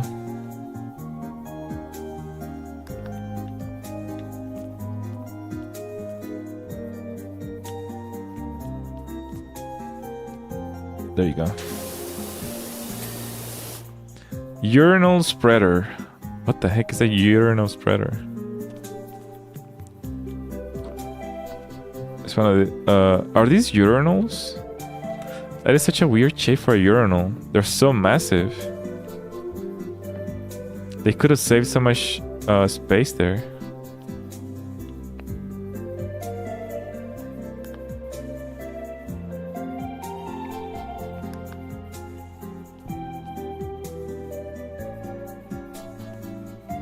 Wait, which one is it? Odd urinals. Yeah, they look like kind of like jacuzzis here. Imagine.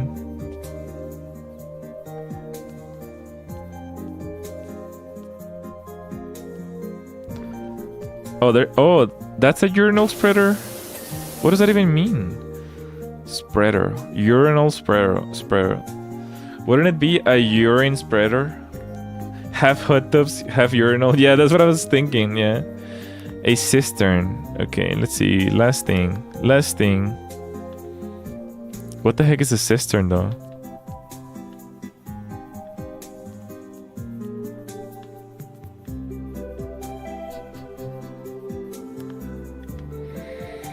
It's 5 out of 6, so there's 6 of them.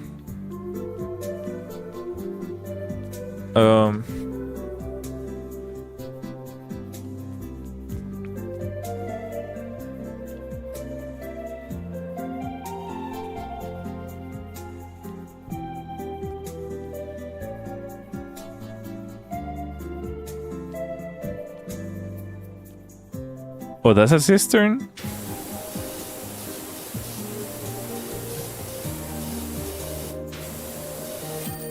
There we go. Interesting level. I liked it. Oh man, that took a while though. Sheesh. How many things did we talk about? Here we go. Bro is doing work.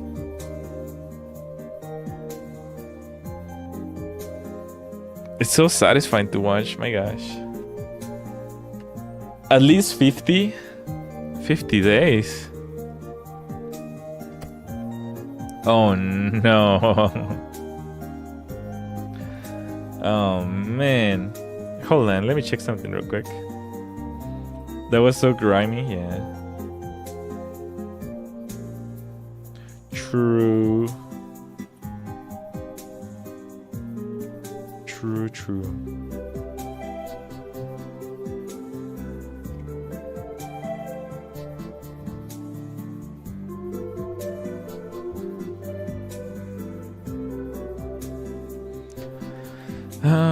Let's see.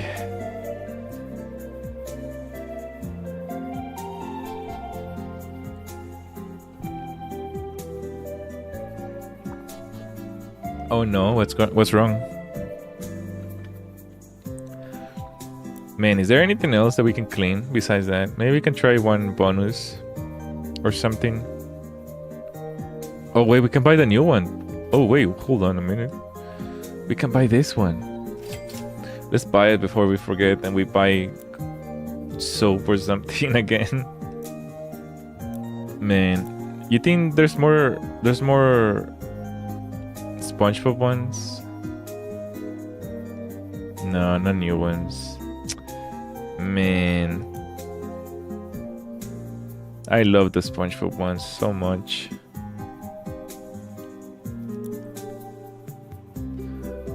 There's Tomb Raider too, and Midgar. just doesn't feel the same. SpongeBob was, you know what I'm saying. You know what I'm saying. SpongeBob is SpongeBob. Is there any more? Whoa! Welcome, Rue. Thank you for subscribing.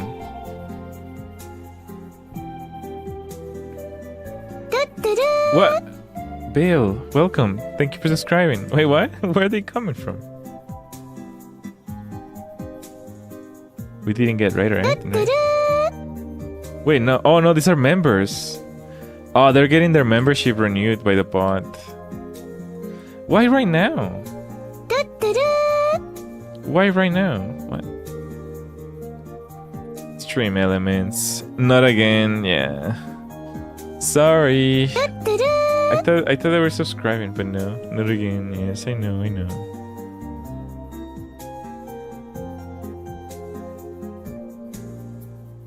Ruin their leaf. Wait, what?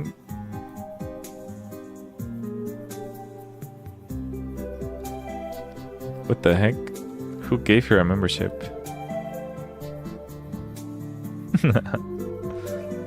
I can't believe it. Yeah, I'm gonna mute those, I guess. I don't know. What can we really do about it? I don't know. It's over though, but I'll unmute it for now, I suppose. What should we do now? Kinda wanna do a bonus one. Just before we leave. Clean the Spanish villa. Gosh. Clean the Mars rover. Clean the excavator.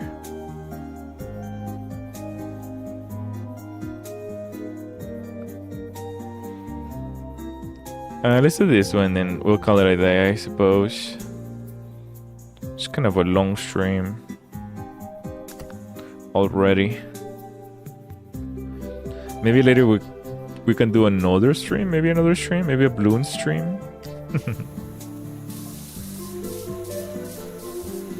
Maybe balloons?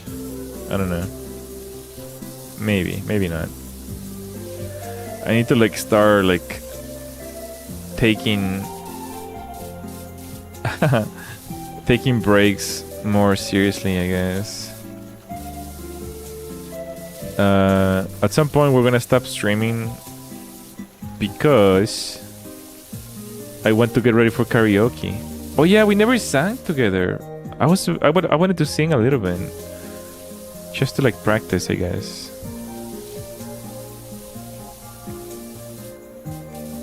I don't know. How can we set this up?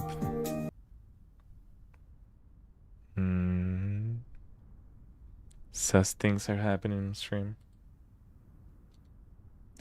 I'm gonna take that as my cue to wrap her up, I suppose. Because I don't know why you guys are deleting comments. Anyways. There's an imposter among us? Yeah, I suppose.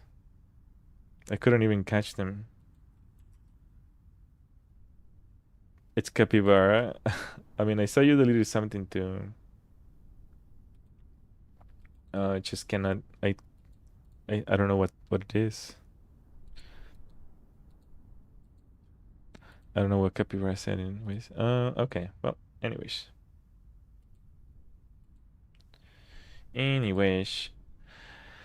Thank you guys for coming. I really appreciate it. I'll see you guys in the next one, okay? Take care. Bye-bye.